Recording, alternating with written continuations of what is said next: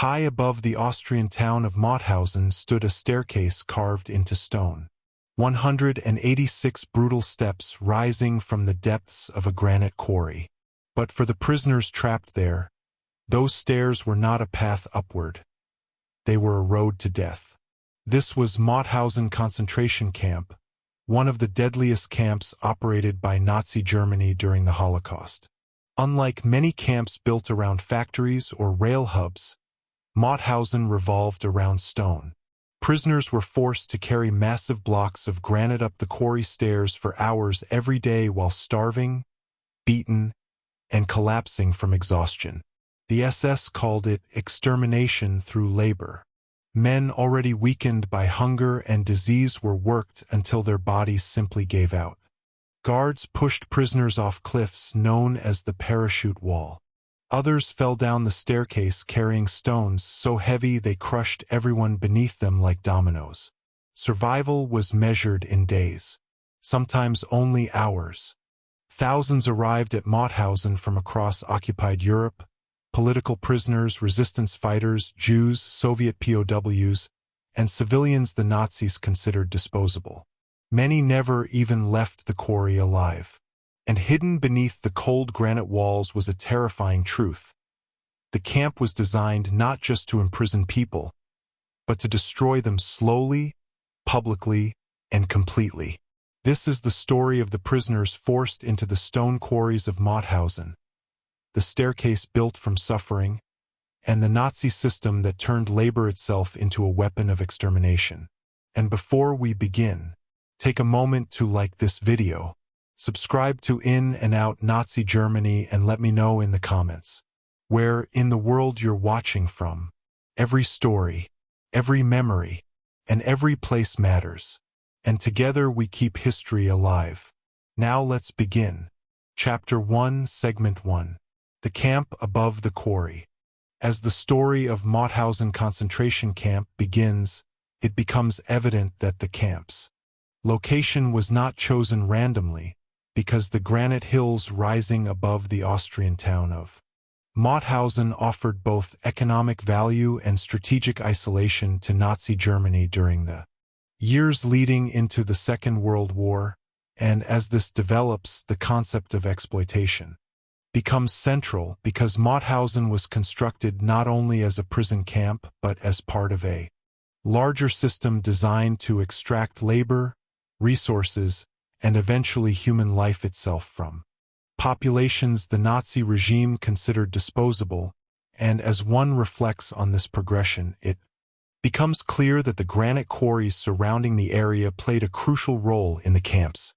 creation because Nazi authorities viewed the stone deposits as valuable for massive architectural and construction projects envisioned under Adolf Hitler's plans for a transformed German Empire. And as this develops further, the role of ideology becomes increasingly significant because the camp emerged within a political environment where authoritarian power, racial hierarchy, and militarized nationalism combined to justify the exploitation and destruction of targeted populations under the control of the SS. And as one considers the implications of this, it becomes evident that Mauthausen was never intended merely as a detention center but as part of a broader machinery through which forced labor and punishment became intertwined with systematic brutality. And as this develops, the concept of classification becomes central because the camp soon acquired a reputation within the Nazi concentration camp system as one of the harshest categories of imprisonment, reserved especially for prisoners whom the regime labeled incorrigible political enemies or individuals considered unlikely to survive long-term incarceration. And as one reflects on this, it becomes clear that the environment itself became a weapon where steep quarry walls, exhausting labor conditions, inadequate food, violence, and exposure to the elements transformed daily existence into a struggle against physical collapse. And as this develops further, the role of construction becomes increasingly apparent because prisoners themselves were forced to build and expand large sections of the camp under brutal conditions,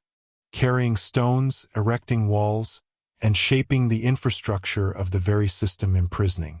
them. And as one considers the broader environment, it becomes evident that Mauthausen reflected a terrifying contradiction within modern industrial society, where engineering, organization, and economic planning were redirected towards systems of coercion and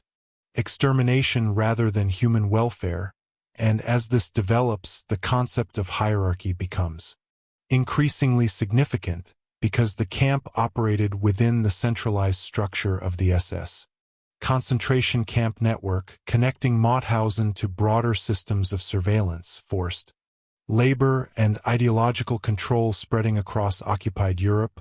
And as one reflects on this, it becomes clear that the camp's reputation for extreme brutality emerged rapidly among prisoners and Nazi officials alike, partly due to the Quarry labor system and partly because the administration deliberately cultivated an atmosphere where survival itself became uncertain and punishment constant. And as this develops further, the role of dehumanization becomes increasingly apparent because prisoners arriving at Mauthausen were stripped systematically of identity, dignity, and legal protection, transformed into numbered labor units expected to endure impossible conditions while serving the economic and ideological objectives of the regime. And as one considers the implications of this, it becomes evident that the Quarry was not simply a workplace but the physical center of a system where labor, punishment, and death merged into a single mechanism of domination. And as this develops, the concept of visibility becomes central, because unlike extermination camps hidden deep within forests, Mauthausen's Quarry stood openly beneath the camp itself, allowing prisoners constantly to see the immense stone pit that would define their suffering and often determine their fate. And as one reflects on this, it becomes clear that the towering granite walls surrounding the Quarry created an overwhelming psychological atmosphere, trapping prisoners within an environment where escape seemed nearly impossible and exhaustion became permanent. And as this develops further, the role of terror becomes increasingly significant because guards and SS personnel used violence not only to enforce labor discipline but to maintain an atmosphere of fear through beatings, executions, humiliation, and public displays of punishment intended to crush resistance among the prisoner population. And as one considers the broader implications, it becomes evident that the camp above the Quarry represented one of the clearest examples of how the Nazi concentration camp system transformed labor into a tool of destruction, exploiting both the human body and the natural landscape in service of ideological brutality. And thus the creation of Mauthausen can be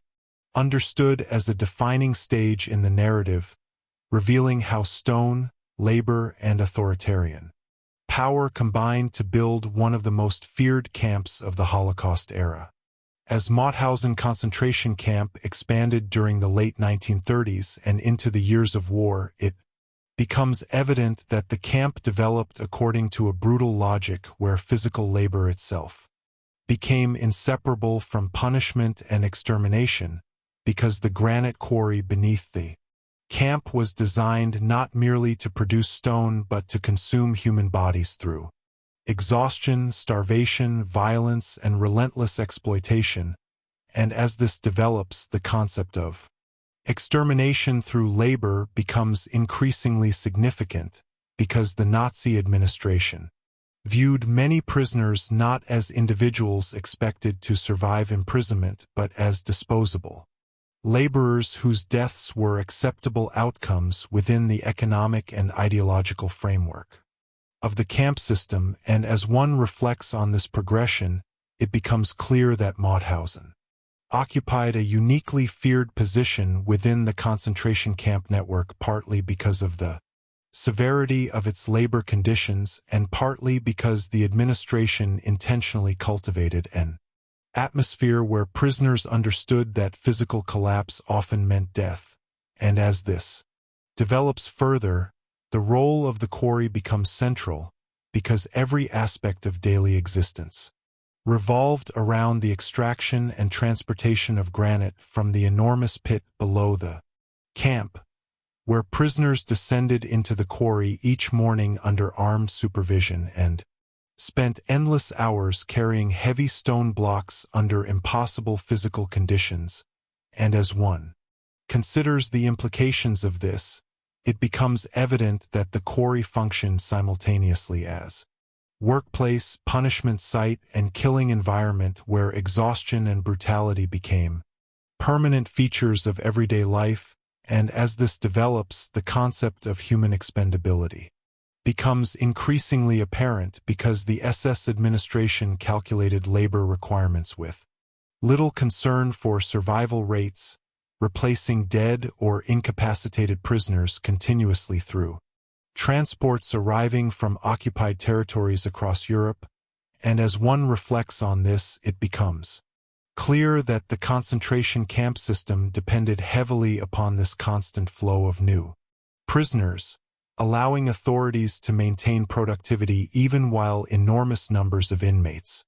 died from abuse, malnutrition, disease, or execution. And as this develops further, the role of labor discipline becomes increasingly significant because guards enforced impossible work expectations through violence, humiliation, and terror, punishing prisoners who slowed down, stumbled, or appeared too weak to continue carrying stone blocks up the steep quarry stairs. And as one considers the broader environment, it becomes evident that Mauthausen's infamous stairs of death symbolized the camp's brutality more than almost any other feature,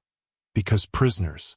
forced to climb the staircase carrying massive granite loads often collapsed from exhaustion, causing chain reactions where falling bodies and stones crushed those climbing behind them. And as this develops, the concept of engineered suffering becomes central because the labor system was intentionally structured to push human endurance beyond its limits while minimizing opportunities for rest, recovery, or survival. And as one reflects on this, it becomes clear that starvation played a critical role in the camp's operation, since prisoners received inadequate food, despite performing extreme physical labor, ensuring gradual physical deterioration that made the quarry increasingly deadly over time. And as this develops further, the role of hierarchy becomes increasingly apparent, because different prisoner groups experienced varying treatment according to Nazi racial and political classifications, with Jews, Soviet prisoners of war, political dissidents, and other targeted populations often subjected to especially brutal conditions and lower chances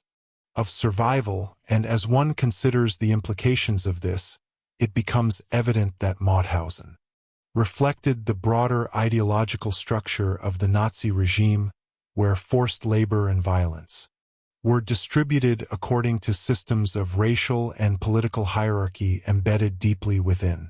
camp administration. And as this develops, the concept of public terror becomes increasingly significant because guards frequently carried out punishments, beatings, and executions in visible areas of the quarry or camp in order to reinforce fear and demonstrate the absolute power of the SS over prisoner life and death. And as one reflects on this, it becomes clear that violence at Mauthausen was not merely reactive discipline but part of a deliberate strategy designed to crush morale, eliminate resistance, and normalize suffering within the camp environment. And as this develops further, the role of isolation becomes increasingly apparent, because the granite quarries, steep walls, and the camp's elevated position created a physical landscape reinforcing hopelessness and confinement, surrounding prisoners with stone, fences, armed guards, and exhausting labor from which escape seemed almost unimaginable. and as one considers the broader implications, it becomes evident that the camp above the quarry represented one of the most brutal intersections of industrial exploitation and ideological violence within the Nazi concentration camp system, revealing how labor itself could be transformed into a calculated instrument of destruction under authoritarian rule, and thus the expansion of Mauthausen can be understood as a defining stage in the narrative, exposing how the quarry became both the economic engine and the killing ground of one of the Holocaust era's most feared camps. Chapter 1, Segment 2. The Stairs of Death. As the daily reality of Mauthausen concentration camp unfolded beneath the authority of Nazi Germany, it becomes evident that no place inside the camp symbolized terror more completely than the steep granite staircase connecting the quarry floor to the upper campgrounds, because these steps transformed ordinary labor into a relentless system of punishment, exhaustion, humiliation, and death that prisoners would later remember as the stairs of death. And as this develops, the concept of physical destruction becomes central because the staircase forced prisoners already weakened by starvation, disease, sleep deprivation, and constant violence to carry massive granite blocks upward through nearly impossible conditions day after day. And as one reflects on this progression, it becomes clear that the staircase was not merely part of the quarry infrastructure but a mechanism deliberately integrated into the camp system of extermination through labor, where the physical design itself intensified suffering and accelerated bodily collapse among prisoners. And as this develops further, the role of exhaustion becomes increasingly significant because each climb demanded enormous physical strength from men, who often possessed almost none remaining after weeks or months of starvation and abuse inside the camp. And as one considers the implications of this, it becomes evident that the SS administration understood precisely how deadly the staircase could become when combined with malnutrition, overwork, cold weather, and violence, yet continued using it because prisoner survival was never the primary objective of the labor system. And as this develops, the concept of relentless repetition becomes central because prisoners were forced to repeat the climb countless times throughout the day while carrying stones so heavy that even a healthy laborer would have struggled under normal conditions. And as one reflects on this, it becomes clear that the endless cycle of descending into the quarry, lifting granite blocks, and climbing upward again created a psychological atmosphere of hopelessness where time itself became defined entirely by pain, weight, and physical endurance. And as this develops further, the role of gravity becomes increasingly apparent because the staircase's steep incline transformed every stumble into potential catastrophe, especially when exhausted prisoners lost balance while carrying enormous stones on their backs or shoulders. And as one considers the broader environment, it becomes evident that the stairs created constant danger not only for individuals collapsing under exhaustion, but for entire lines of prisoners climbing together, since one fall could trigger chain reactions, where bodies and stone blocks crashed downward into those behind them, causing severe injuries or death. And as this develops, the concept of public suffering becomes increasingly significant, because the staircase exposed prisoners continuously to guards, overseers, and fellow inmates, turning exhaustion and collapse into visible spectacles, reinforcing fear throughout the camp population. And as one reflects on this, it becomes clear that the SS frequently intensified the brutality intentionally through beatings, shouting, and humiliation directed at prisoners struggling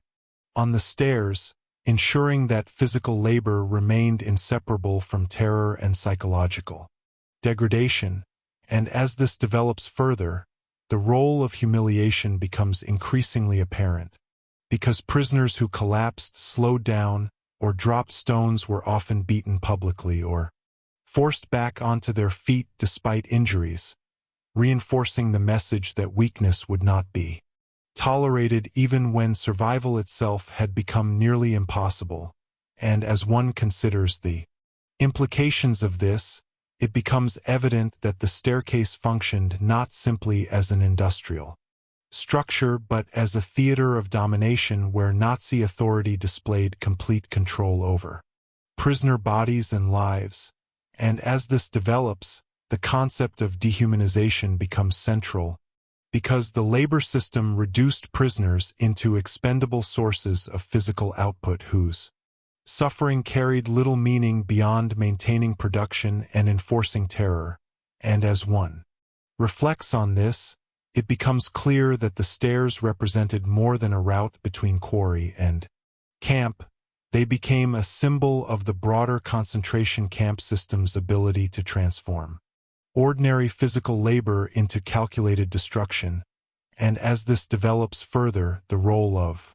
memory becomes increasingly significant, because survivors later described the staircase with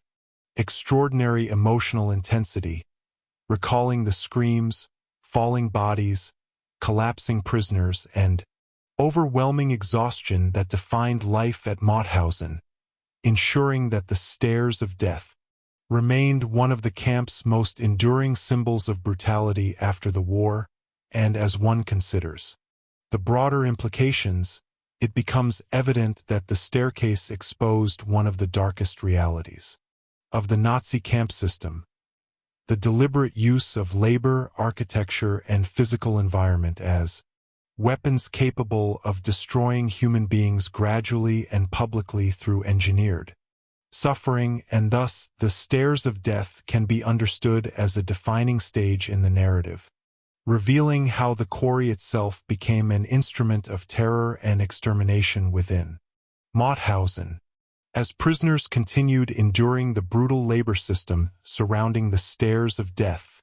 inside Mauthausen concentration camp, it becomes evident that the staircase represented far more than a physically dangerous work route, because it embodied the entire philosophy of the camp itself, a system built around exhaustion, humiliation, and the deliberate destruction of human dignity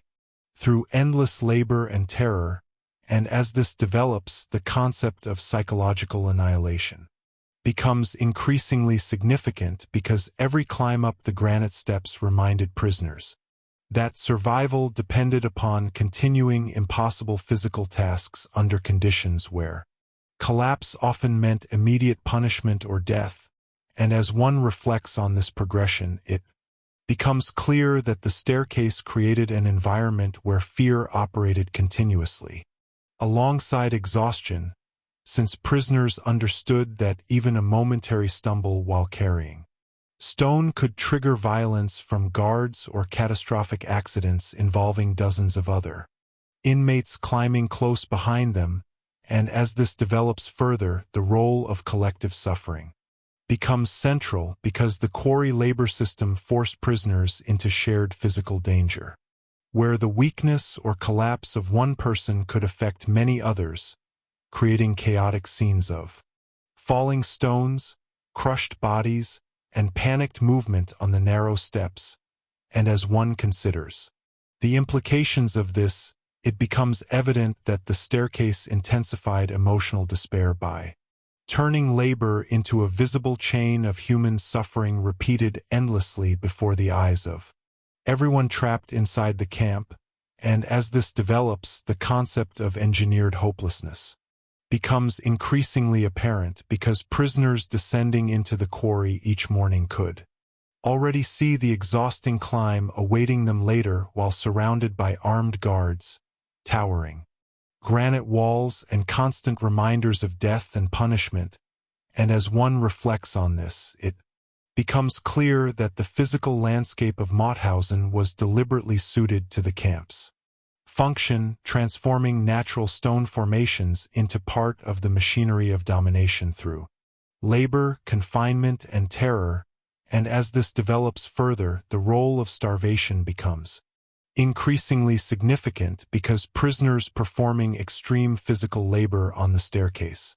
received food utterly insufficient for survival, causing rapid bodily deterioration that made each climb more deadly over time, and as one considers the broader environment, it becomes evident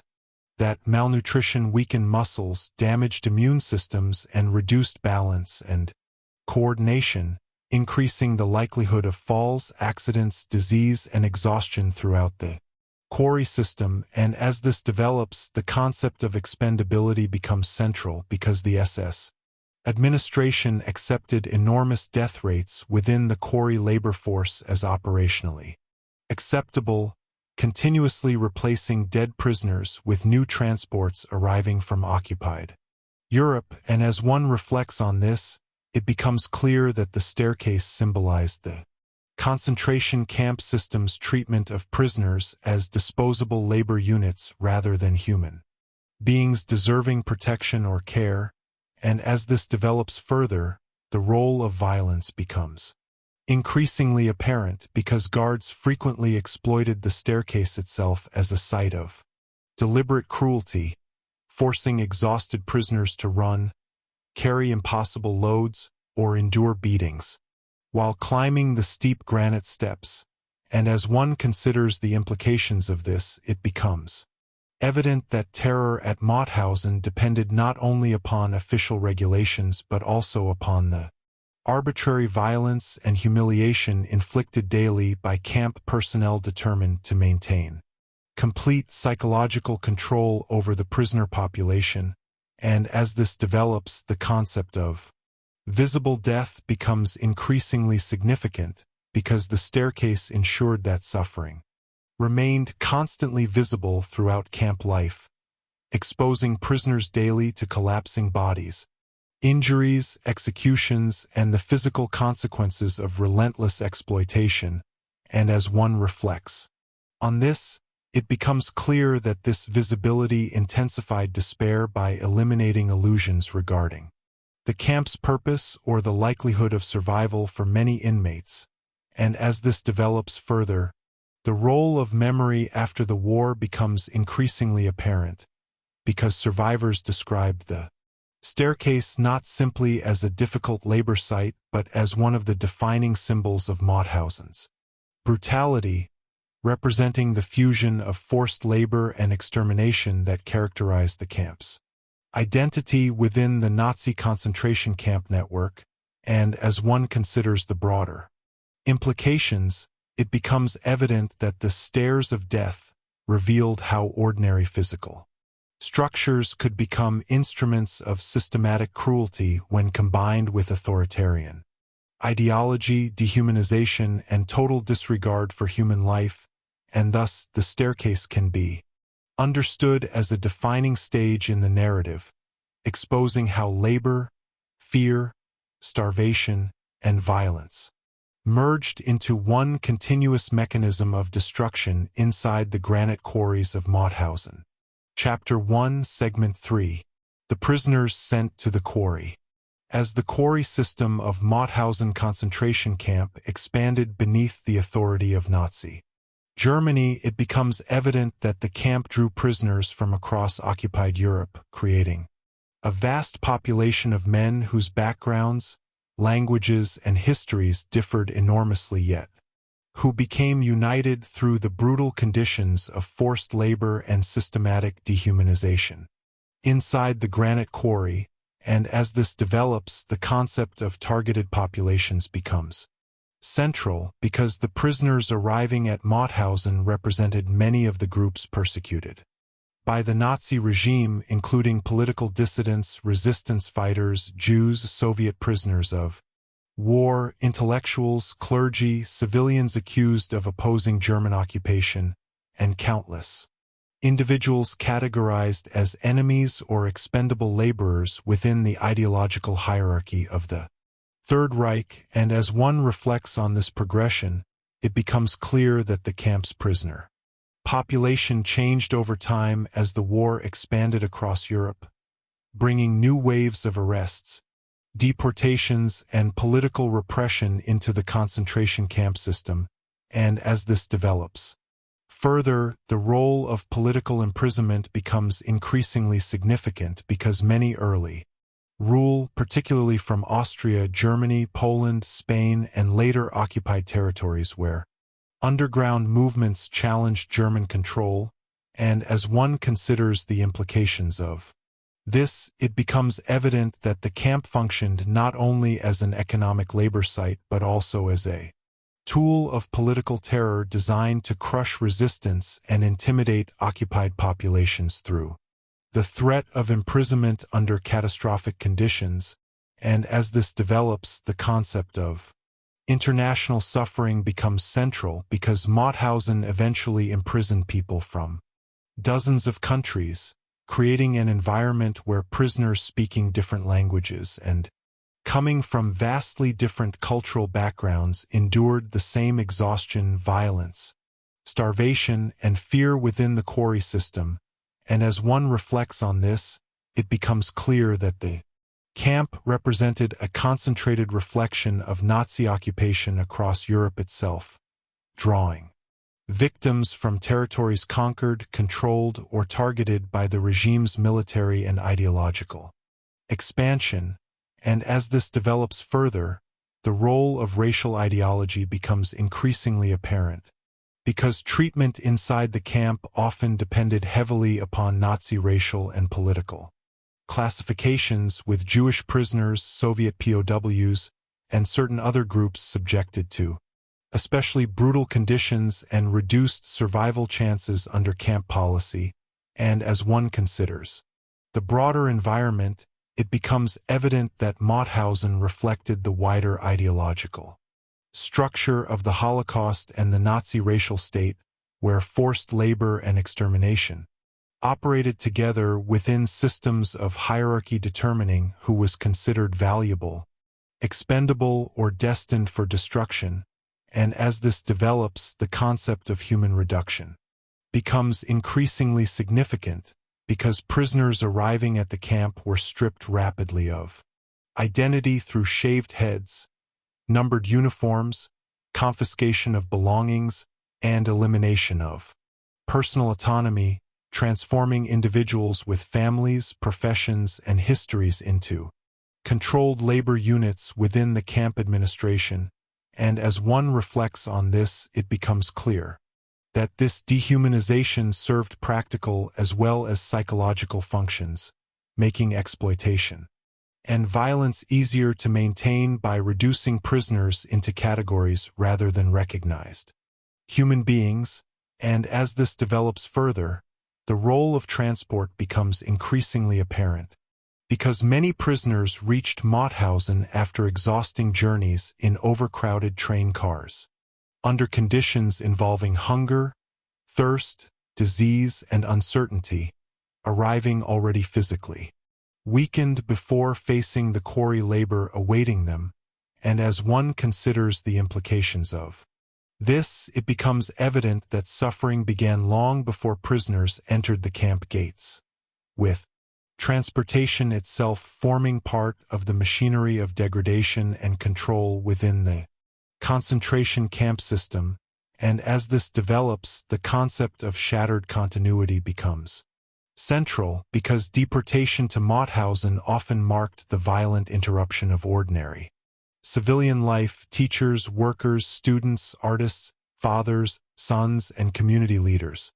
disappeared from homes and towns into a system specifically designed to destroy physical and emotional endurance. And as one reflects on this, it becomes clear that every transport arriving at the camp carried stories, relationships, and futures suddenly trapped within an environment where survival itself became uncertain.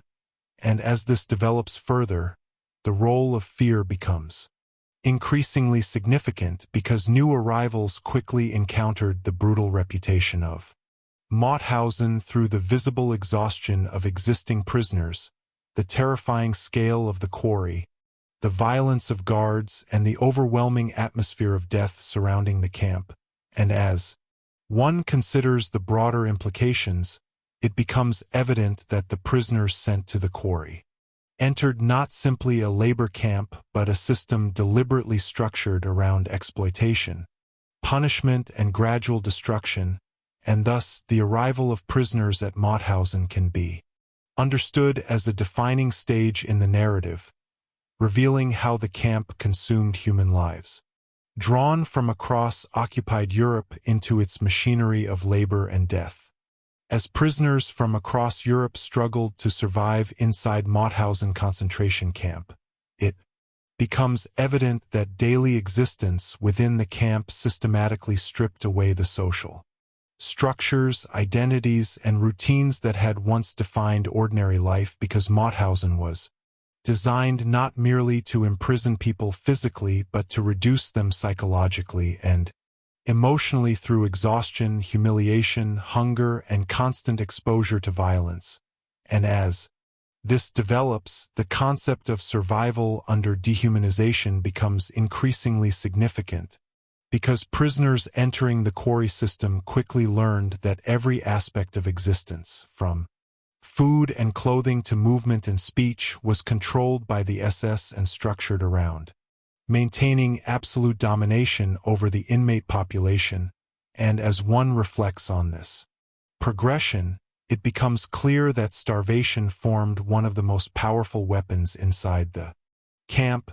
since prisoners performing extreme physical labor in the granite quarry received food utterly insufficient for sustaining health or strength, causing rapid physical deterioration that turned even simple tasks into overwhelming struggles for survival. And as this develops further, the role of bodily collapse becomes central, because the combination of malnutrition, disease, cold exposure, sleep deprivation, and endless quarry labor gradually destroyed prisoners' physical endurance until many could barely climb the stairs of death while carrying heavy granite blocks. And as one considers the implications of this, it becomes evident that exhaustion itself became part of the camp's extermination process, slowly consuming bodies through labor, demands impossible to sustain under existing conditions. And as this develops, the concept of fear becomes increasingly apparent, because prisoners lived under constant threat of beatings, arbitrary punishment, execution, or selection for especially dangerous labor details, creating an environment where uncertainty and terror shaped every moment of daily existence. And as one reflects on this, it becomes clear that the SS intentionally cultivated unpredictability within the camp in order to destroy emotional stability and reinforce total obedience among inmates. And as this develops further, the role of hierarchy becomes increasingly significant, because prisoners occupied different positions within the internal camp structure according to nationality, political classification, labor assignment, and racial ideology, leading to varying survival chances and treatment inside the camp system. And as one considers the broader environment, it becomes evident that Nazi racial doctrine extended deeply into everyday camp life, influencing access to food, labor assignments, punishment severity, and vulnerability to execution or medical neglect. And as this develops, the concept of isolation becomes central, because despite the overcrowded conditions of Mauthausen, many prisoners experienced profound emotional isolation after separation from families, communities, and familiar language or cultural surroundings, especially as death rates and constant transports shattered relationships within the inmate population. And as one reflects on this, it becomes clear that survival often depended upon fragile networks of solidarity where prisoners shared food, information, emotional support, or physical assistance whenever possible, despite the brutal environment surrounding them. And as this develops further, the role of disease becomes increasingly apparent, because overcrowding, poor sanitation, inadequate medical care, and physical exhaustion allowed illness to spread rapidly throughout the camp, killing many prisoners already weakened by starvation and labor, and as one considers the implications of this, it becomes evident that death at Mauthausen emerged not only through executions or direct violence but through a broader system intentionally indifferent to prisoner survival, where neglect and exploitation functioned as tools of destruction alongside overt brutality, and as this develops, the concept of visible suffering becomes increasingly significant, because prisoners encountered death constantly within the quarry, barracks, infirmaries, and work details, creating a psychological environment where fear and hopelessness became almost impossible to escape, and as one reflects on this, it becomes clear that the camp operated through continuous exposure to human suffering, ensuring that prisoners remained aware of their vulnerability at all times, and as this develops further, the role of memory becomes increasingly apparent because survivors later described Mauthausen not simply as a place of forced labor but as a world structured entirely around degradation and the destruction of human dignity through systematic exploitation, and as one considers the broader implications, it becomes evident that the prisoners sent to the quarry represented far more than anonymous victims. They were individuals, drawn from every corner of occupied Europe, whose lives were violently interrupted by a camp system designed to consume human strength until nothing remained, and thus the experience of prisoners inside Mauthausen can be understood as a defining stage in the narrative, revealing how forced labor, starvation, fear, and dehumanization combined to transform the quarry into one of the deadliest environments within the Nazi concentration camp network. Chapter 2, Segment 1. Extermination through labor. As the quarry system inside Mauthausen concentration camp expanded during the years of the World War II, it becomes evident that the camp represented one of the clearest examples of the Nazi policy later described as extermination through labor, because prisoners were not merely exploited economically but deliberately worked under conditions so brutal that physical destruction became an expected outcome of the labor system itself, and as this develops, the concept of labor as a weapon becomes central, because the quarry was designed not only to extract granite from the earth but to extract every remaining ounce of human strength from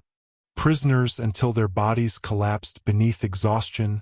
starvation, and violence, and as one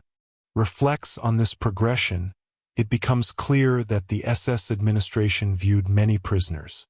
arriving at Mauthausen as fundamentally expendable, especially political prisoners, Jews, Soviet prisoners of war, resistance fighters, and others classified by Nazi Germany as enemies of the regime or racially inferior populations, and as this develops further, the role of ideology becomes increasingly significant because extermination through labor emerged from the broader Nazi belief that certain groups possessed little or no right to survival and could therefore be consumed through work in service of the state before eventually dying from abuse, malnutrition, or execution, and as one considers the implications of this, it becomes evident that the quarry functioned simultaneously as workplace, punishment system, and killing environment where economic exploitation and systematic destruction became inseparable parts of daily camp life, and as this develops, the concept of controlled exhaustion becomes central because prisoners were forced into endless labor cycles involving carrying granite blocks, climbing the infamous stairs of death, digging, hauling, and construction work while receiving food utterly inadequate for sustaining basic physical health, and as one reflects on this, it becomes clear that starvation was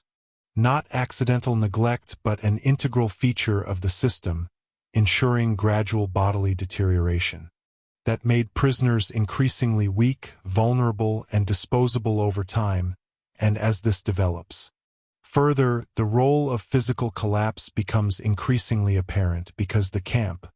administration accepted extraordinarily high death rates within labor details as operationally normal, replacing dead inmates continuously with new transports arriving from occupied Europe. And as one considers the broader environment, it becomes evident that the concentration camp network depended heavily upon this cycle of human replacement, allowing authorities to sustain productivity without concern for long-term survival among prisoners. And as this develops, the concept of punishment through labor becomes increasingly significant because quarry assignments were often intentionally used against prisoners considered troublesome, politically dangerous, or physically expendable, exposing them to some of the harshest conditions within the camp system. And as one reflects on this, it becomes clear that the quarry's deadly reputation spread rapidly among prisoners due to the overwhelming physical demands, constant violence, and visible suffering surrounding the work details each day. And as this develops further, the role of public brutality becomes increasingly apparent, because guards routinely beat, humiliate, and terrorize prisoners during labor operations in order to enforce impossible work expectations while reinforcing absolute SS authority over the camp population. And as one considers the implications of this, it becomes evident that violence itself became integrated into the labor process, transforming work into continuous punishment rather than productive employment in any conventional sense. And as this develops, the concept of industrialized suffering becomes central, because the quarry system reflected a broader transformation within the Nazi concentration camp network, where modern organization, engineering, logistics, and economic planning were redirected toward systems designed to exploit human labor until death. And as one reflects on this, it becomes clear that Mauthausen revealed how authoritarian regimes could weaponize ordinary economic activity by removing ethical constraints and treating human beings as disposable resources rather than individuals possessing dignity or rights. And as this develops further, the role of hopelessness becomes increasingly significant, because prisoners trapped within the quarry system often understood that survival chances were extremely limited once physical weakness became visible, creating an atmosphere where fear of collapse followed every step taken up the quarry staircase. And as one considers the broader implications, it becomes evident that extermination through labor represented one of the darkest expressions of Nazi ideology, combining economic exploitation with deliberate physical destruction in a system where work itself became a method of killing. And thus, the quarry labor system of Mauthausen can be understood as a defining stage in the narrative, revealing how forced labor evolved into organized extermination within one of the Holocaust era's most brutal concentration camps. As prisoners endured the relentless quarry labor inside Mauthausen concentration camp, it becomes evident that extermination through labor functioned not as a single act of violence but as a prolonged process designed to consume the body gradually through exhaustion, hunger, exposure, fear, and constant humiliation, because the camp administration created conditions where survival required physical endurance far beyond what the human body could realistically sustain under starvation and abuse. And as this develops, the concept of slow destruction becomes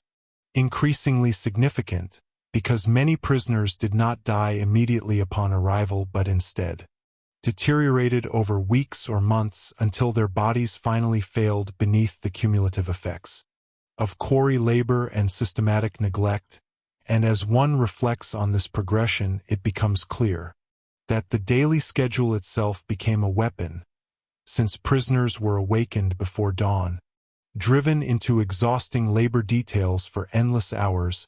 denied adequate rest or nutrition, and forced continually back into the quarry regardless of injury, illness, or physical weakness, and as this develops further, the role of time becomes central because every passing day inside the quarry pushed prisoners closer toward collapse while offering little possibility of recovery or escape from the system consuming them, and as one considers the implications of this, it becomes evident that extermination through labor relied heavily upon repetition, forcing prisoners through endless cycles of carrying stone, climbing stairs, enduring beatings, and returning to overcrowded barracks only to repeat the same ordeal again the next morning. And as this develops, the concept of bodily exploitation becomes increasingly apparent because the camp extracted labor from prisoners until their physical capacities were exhausted completely, after which many became useless to the administration and therefore increasingly vulnerable to death through neglect, violence, or transfer to even harsher conditions. And as one reflects on this, it becomes clear that the SS treated human bodies as temporary tools within the quarry economy, measuring value primarily through labor output rather than survival or welfare. And as this develops further, the role of weather becomes increasingly significant because prisoners performed brutal quarry labor through freezing winters, rain, snow, and summer heat while wearing inadequate clothing and already weakened by starvation, exposing them continuously to illness and environmental exhaustion. And as one considers the broader environment, it becomes evident that nature itself became part of the machinery of destruction at Mauthausen, where cold stone, steep quarry walls, icy stairs, and harsh weather combined with violence and hunger to accelerate suffering inside the camp. And as this develops, the concept of psychological erosion becomes central because extermination through labor affected not only the body but also the mind, trapping prisoners within an existence where hopelessness, fear, and constant exposure to death gradually destroyed emotional resilience alongside physical strength.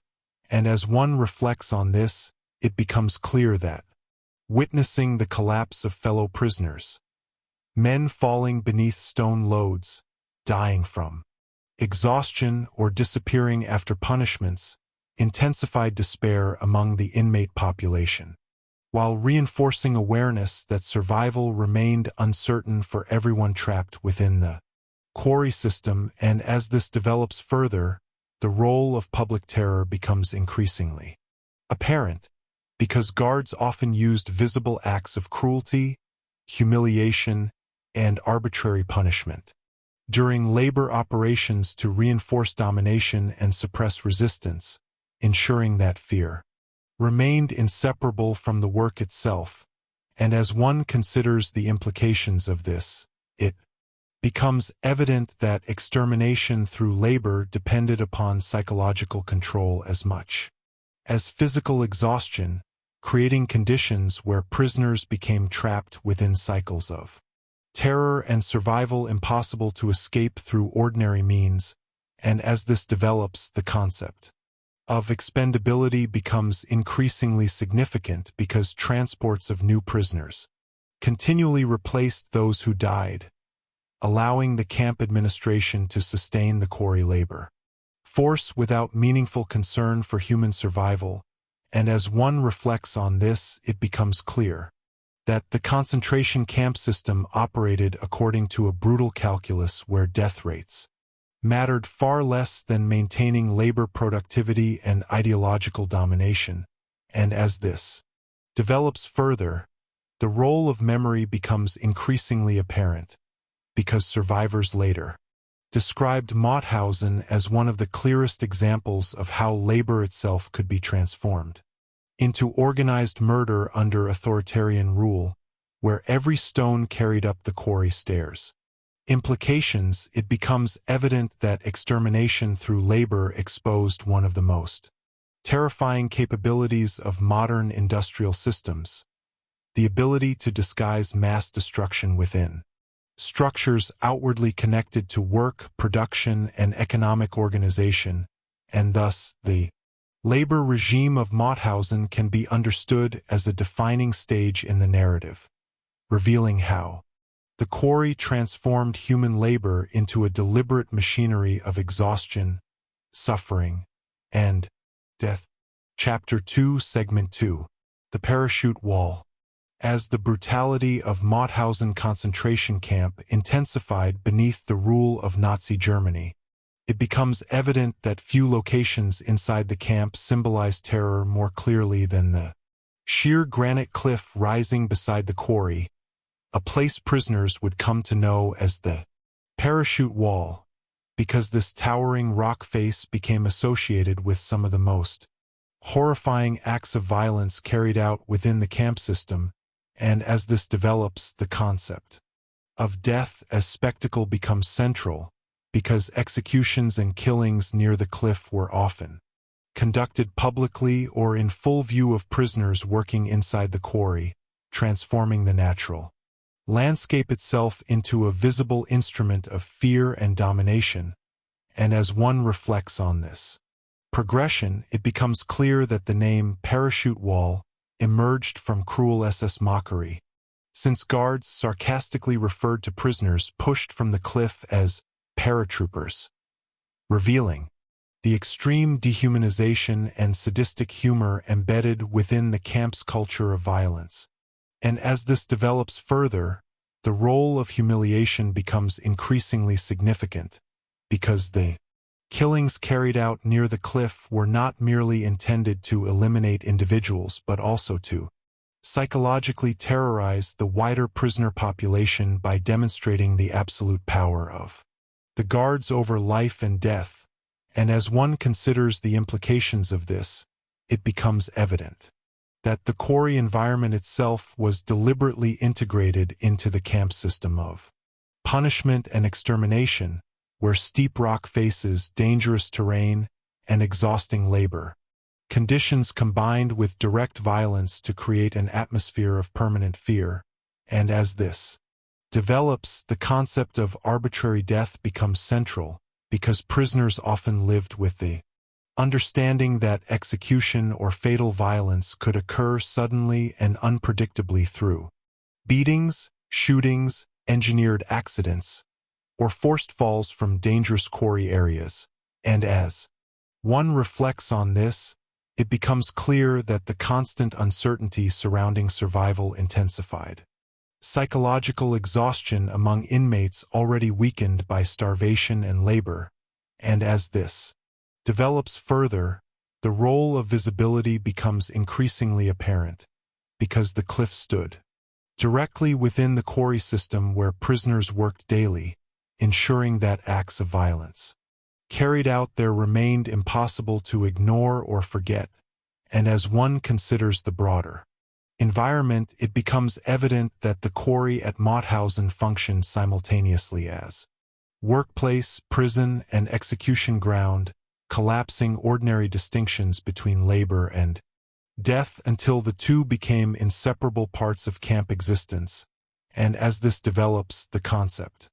of terror through environment becomes increasingly significant, because the SS used the quarry's natural geography strategically, turning cliffs, staircases, and stone pits into tools of intimidation that amplified the camp's atmosphere of hopelessness and confinement. And as one reflects on this, it becomes clear that prisoners climbing the quarry stairs or carrying heavy stones often remained aware of the nearby cliff and the violence associated with it, reinforcing the understanding that death surrounded them constantly within the camp landscape. And as this develops further, the role of forced witnessing becomes increasingly apparent, because many inmates observed or heard accounts of prisoners being beaten, shot, or pushed from the cliff, creating lasting psychological trauma that survivors later described in extraordinary detail after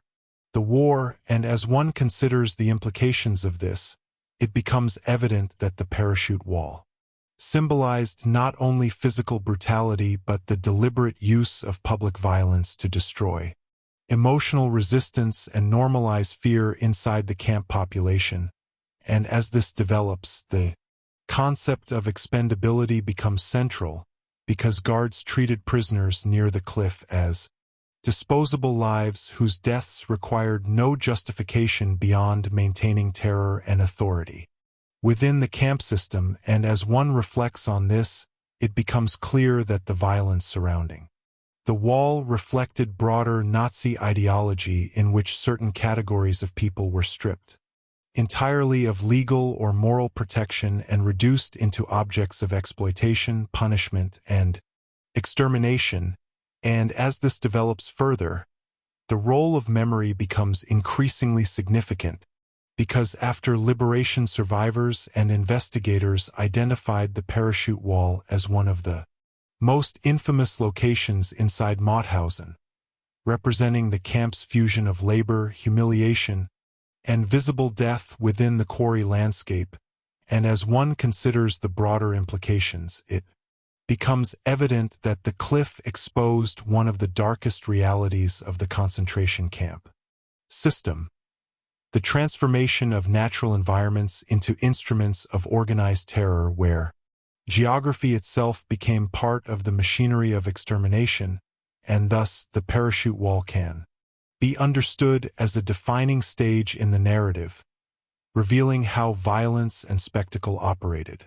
together inside the granite quarries of Mauthausen. As stories of the parachute wall spread among prisoners inside Mauthausen concentration camp, it becomes evident that the cliff evolved into something larger than a physical location within the quarry because it became a symbol of the complete absence of safety, justice, or human value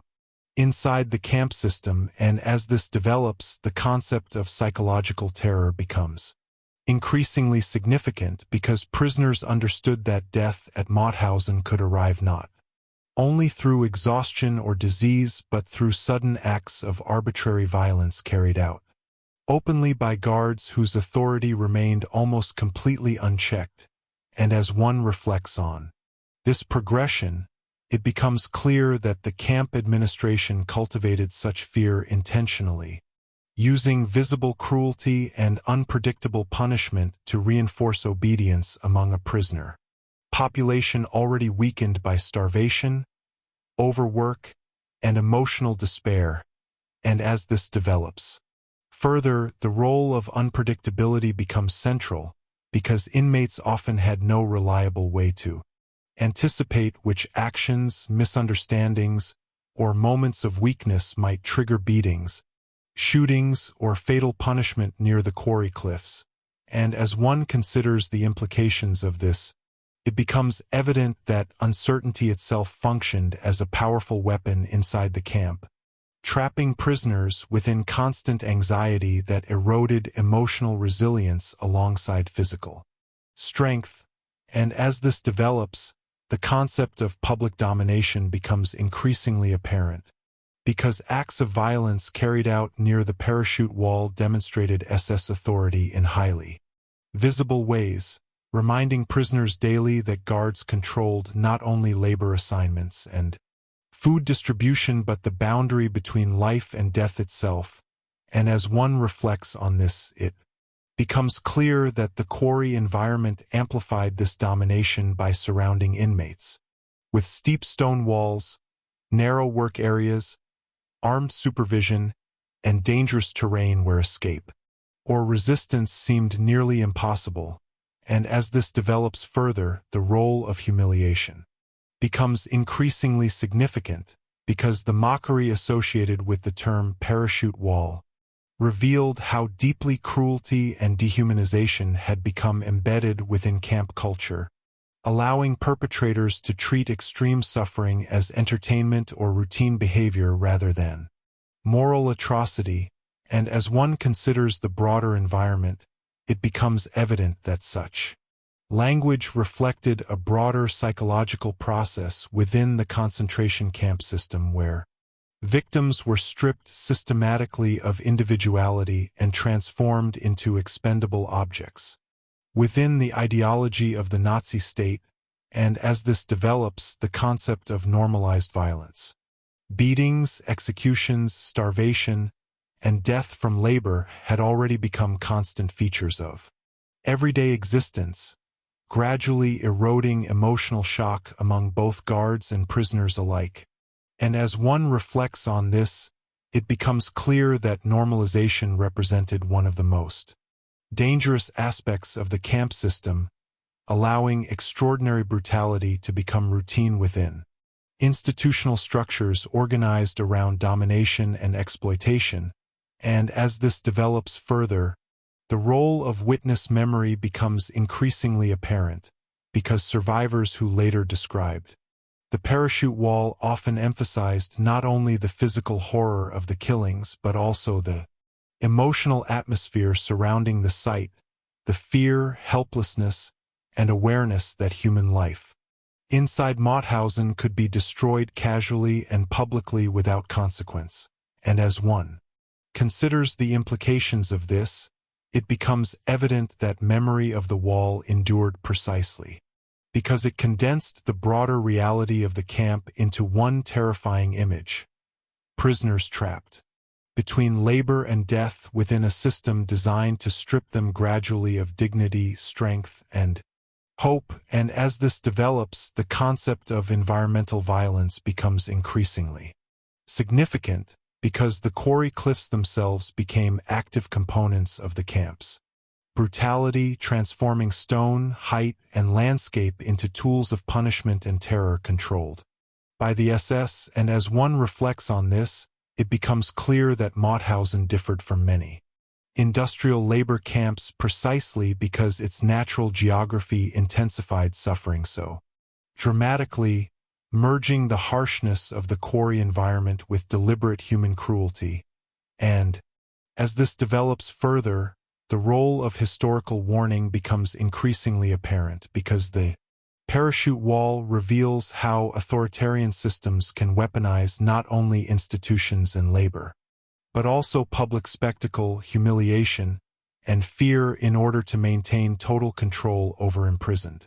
populations. And as one considers the broader implications, it becomes evident that the cliff at Mauthausen stands today as one of the most haunting symbols of how ordinary landscapes can be transformed into instruments of systematic terror when human beings are stripped of rights, empathy, and moral protection under extremist ideology. And thus the legacy of the parachute wall can be understood as a defining stage in the narrative, exposing how violence, humiliation, and environmental brutality combined to sustain the machinery of fear inside the granite quarry of Mauthausen. Chapter 2, Segment 3: Hunger, Disease, and Collapse.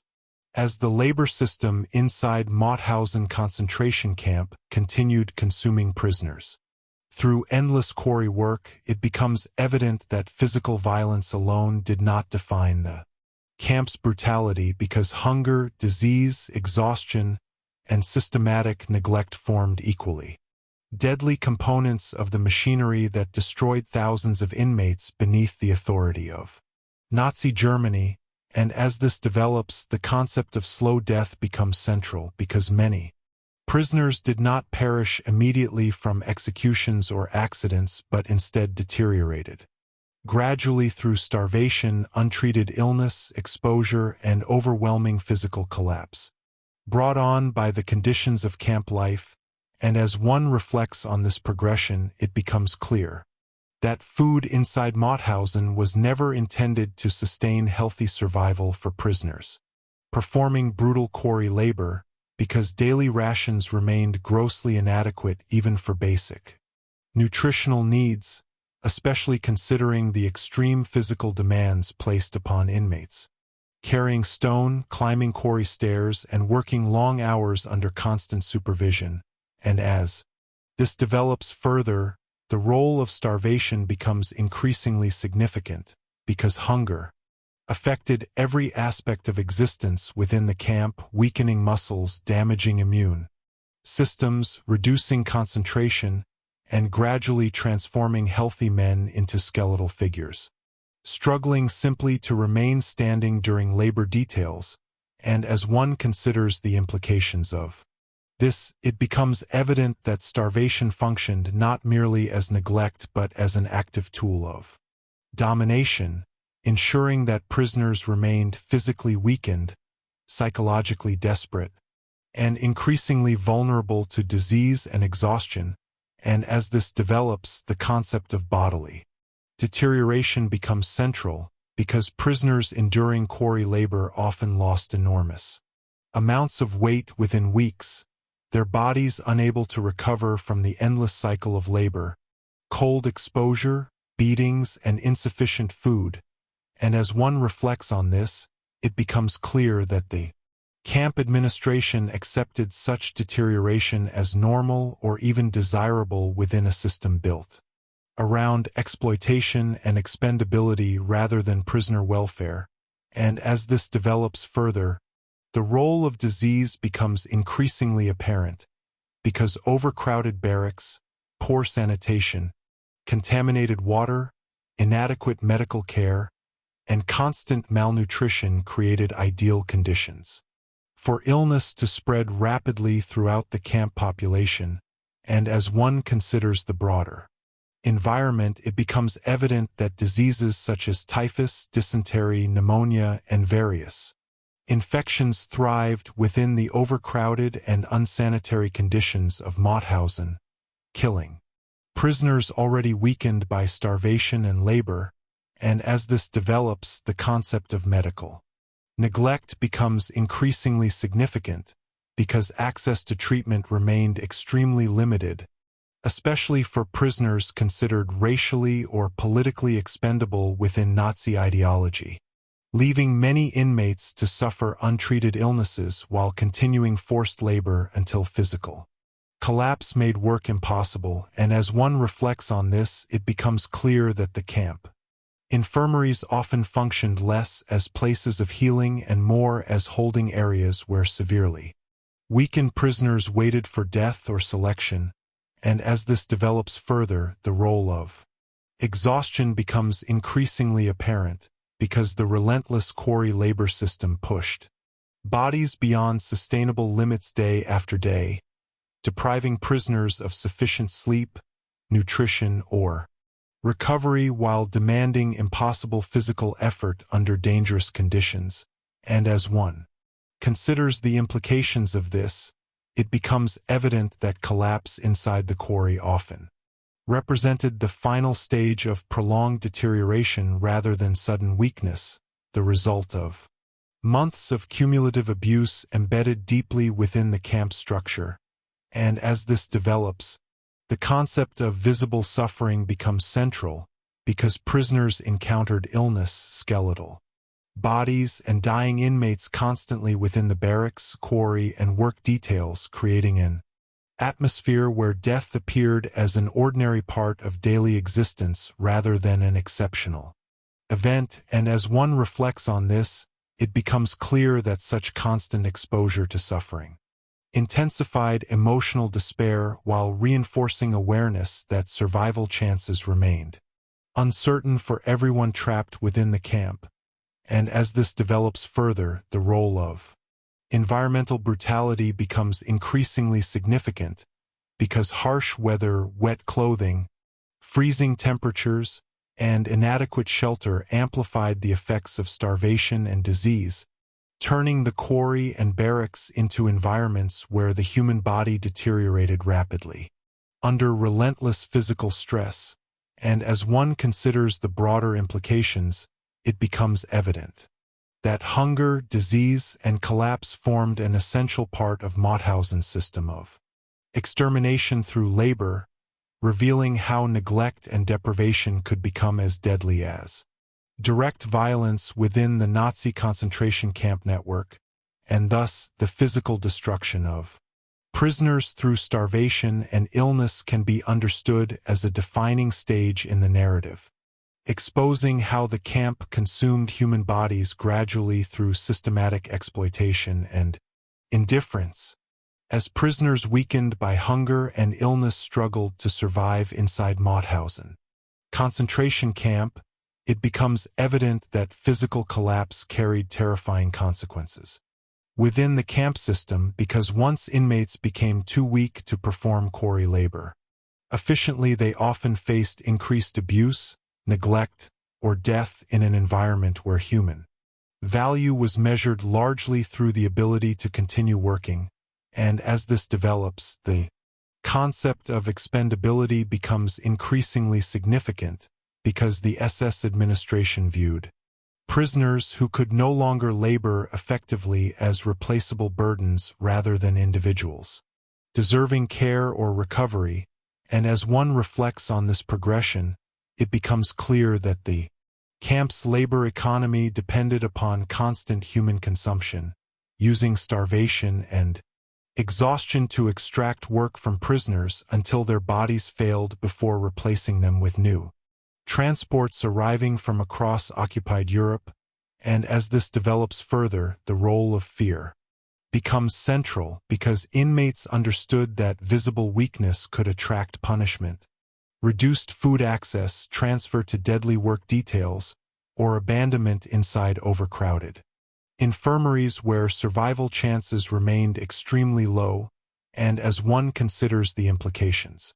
of this, it becomes evident that prisoners often attempted to conceal illness or exhaustion for as long as possible despite deteriorating physical conditions, pushing themselves beyond normal human endurance simply to avoid becoming targets within the camp hierarchy, and as this develops, the concept of survival under collapse becomes increasingly apparent, because daily existence at Mauthausen required prisoners to function while already physically devastated by malnutrition, disease, and chronic exhaustion, creating an environment where basic movement,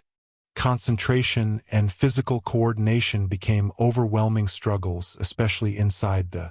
dangerous quarry system, and as one reflects on this, it becomes clear that the stares of death became even more lethal for starving prisoners whose weakened muscles and dizziness increased the likelihood of falls, accidents, and fatal collapse while carrying heavy granite blocks, and as this develops further, the role of psychological erosion becomes increasingly significant because constant exposure to hunger, illness, death, and hopelessness gradually destroyed emotional resilience alongside bodily strength, trapping prisoners within a world where future survival often seemed unimaginable, and as one considers the broader environment, it becomes evident that starvation affected not only the body but the mind, narrowing attention toward immediate survival needs while intensifying despair, anxiety, and emotional numbness throughout the inmate population, and as this develops, the concept of social breakdown becomes central because extreme deprivation sometimes weakened solidarity among prisoners as competition for food, clothing, or survival opportunities intensified under catastrophic conditions, although acts of mutual support and resistance still emerged despite the brutal environment surrounding them. And as one reflects on this, it becomes clear that maintaining humanity inside Mauthausen required extraordinary emotional strength when the camp system continuously encouraged dehumanization, fear, and desperation, and as this develops further, the role of barracks life becomes increasingly apparent because overcrowded sleeping quarters exposed prisoners constantly to disease, vermin, cold, and the visible suffering of dying inmates, creating nighttime environments filled with coughing, fever, weakness, and exhaustion even after brutal days inside the quarry, and as one considers the implications of this, it becomes evident that prisoners rarely experienced genuine rest or recovery within the camp, since hunger, illness, and overcrowding followed them continuously between labor details and the barracks, and as this develops, the concept of normalized death becomes increasingly significant because the constant presence of corpses, dying prisoners, and severe illness gradually transformed mortality into an ordinary feature of camp life rather than a shocking exception, and as one reflects on this, it becomes clear that such normalization represented one of the concentration camp system's most devastating psychological effects, forcing prisoners to adapt emotionally to environments where human life appeared fragile, temporary, and systematically devalued, and as this develops further, the role of memory becomes increasingly apparent, because survivors later described hunger as one of the most relentless and consuming aspects of Mauthausen, shaping thoughts, emotions, physical behavior, and social relationships throughout daily existence inside the camp, and as one considers the broader implications, it becomes evident that hunger, disease, and collapse at Mauthausen revealed how modern systems of imprisonment could destroy human beings, gradually without relying solely upon direct execution, instead weaponizing deprivation, labor, neglect, and exhaustion as instruments of extermination, and thus the physical and psychological collapse of prisoners can be understood as a defining stage in the narrative, revealing how the Quarry consumed not only strength and health but the very capacity for survival itself within one of the Nazi regime's most brutal concentration camps. Chapter 3, Segment 1. The SS System of Terror. As the suffering inside Mauthausen concentration camp intensified through forced labor, starvation, and disease, it becomes evident that the camp's brutality did not emerge from chaos alone, because behind the Quarry system stood a carefully organized structure of control operated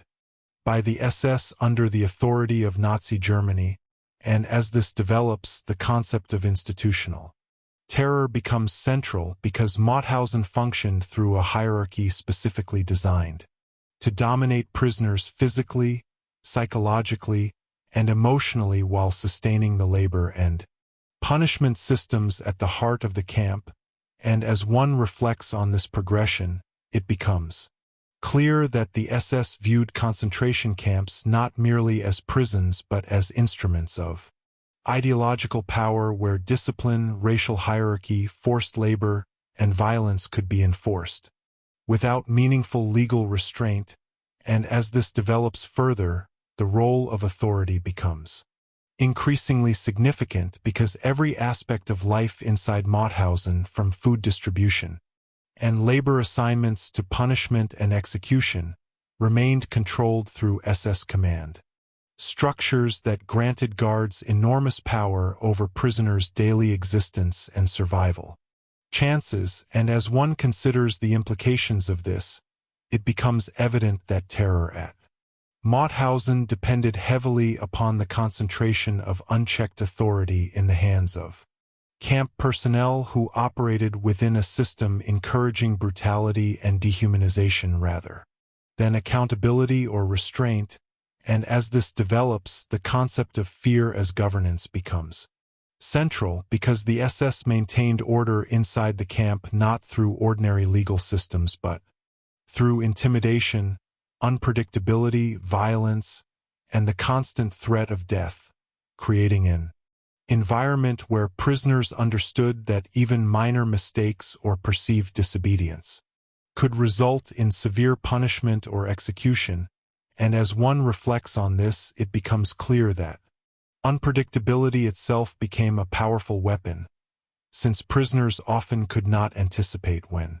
guards might beat, humiliate, or kill inmates arbitrarily within the quarry or barracks, and as this develops further, the role of hierarchy becomes increasingly apparent because the concentration camp system operated according to rigid structures connecting Mauthausen to the broader SS network spread across occupied Europe, allowing centralized control over labor allocation, prisoner classification, discipline, and ideological enforcement, and as one considers the broader environment, it becomes evident that the camp represented part of a much larger machinery where modern administration, transportation systems, economic planning, and racial ideology combined. Within institutional frameworks capable of sustaining mass suffering on enormous scale, and as this develops, the concept of dehumanization becomes increasingly significant because the SS administration reduced prisoners into categories defined by political, racial, or social classifications rather than recognizing them as individuals possessing rights or dignity, making violence easier to justify within the ideological structure of the Nazi state. And as one reflects on this, it becomes clear that such categorization shaped nearly every aspect of camp life, influencing labor assignments, food access, punishments, survival chances, and vulnerability to execution or medical neglect. And as this develops further, the role of visible violence becomes increasingly apparent because guards frequently carried out beatings, punishments, and executions publicly in order to reinforce fear throughout the prisoner population while demonstrating the absolute authority of the SS over life and death inside the camp. And as one considers the implications of this, it becomes evident that terror at Mauthausen functioned collectively rather than individually, since acts of violence directed at one prisoner also served as warnings intended to intimidate thousands of others trapped within the Quarry system. And as this develops, the concept of normalized cruelty becomes central because the camp environment encouraged guards to treat brutality as routine behavior rather than exceptional misconduct, gradually transforming humiliation, starvation, and violence into ordinary institutional practices within daily camp operation. And as one reflects on this, it becomes clear that the SS system relied not only upon ideology but also upon desensitization, training personnel to suppress empathy and view prisoners primarily as expendable labor units or political enemies. And as this develops further, the role of psychological domination becomes increasingly significant because prisoners at Mauthausen lived under constant emotional pressure created by exhaustion, hunger, uncertainty, and awareness that guards possessed almost unlimited power to inflict suffering without consequence. And as one considers the broader implications, it becomes evident that the SS system at Mauthausen represented one of the clearest examples of how authoritarian institutions can transform bureaucracy, hierarchy, and ideology into mechanisms of organized terror, and thus the camp structure of control can be understood as a defining stage in the narrative, revealing how systematic violence became embedded within the daily operation of the Quarry prison. As the SS system tightened its control over daily life inside Mauthausen concentration camp, it becomes evident that terror functioned not only through direct violence but also through the creation of an environment where prisoners felt permanently trapped beneath surveillance, unpredictability, and total dependence upon authorities controlling every aspect of survival. And as this develops, the concept of total domination becomes increasingly significant because the camp administration regulated food, movement, work assignments, sleep schedules, punishment, communication, and even access to basic medical treatment, ensuring that prisoners possessed almost no personal autonomy within the Quarry system. And as one reflects on this progression, it becomes clear that the SS aimed not simply to imprison inmates physically but to break emotional resistance and destroy individual identity through constant exposure to humiliation, exhaustion, and fear. And as this develops further, the role of psychological erosion becomes central because prisoners trapped within such an environment gradually experienced the collapse of normal social structures, personal security, and expectations regarding justice or predictable human behavior. And as one considers the implications of this, it becomes evident that terror at Mauthausen depended heavily upon emotional destabilization trapping inmates within conditions where survival itself required adapting constantly to arbitrary authority and continuous danger. And as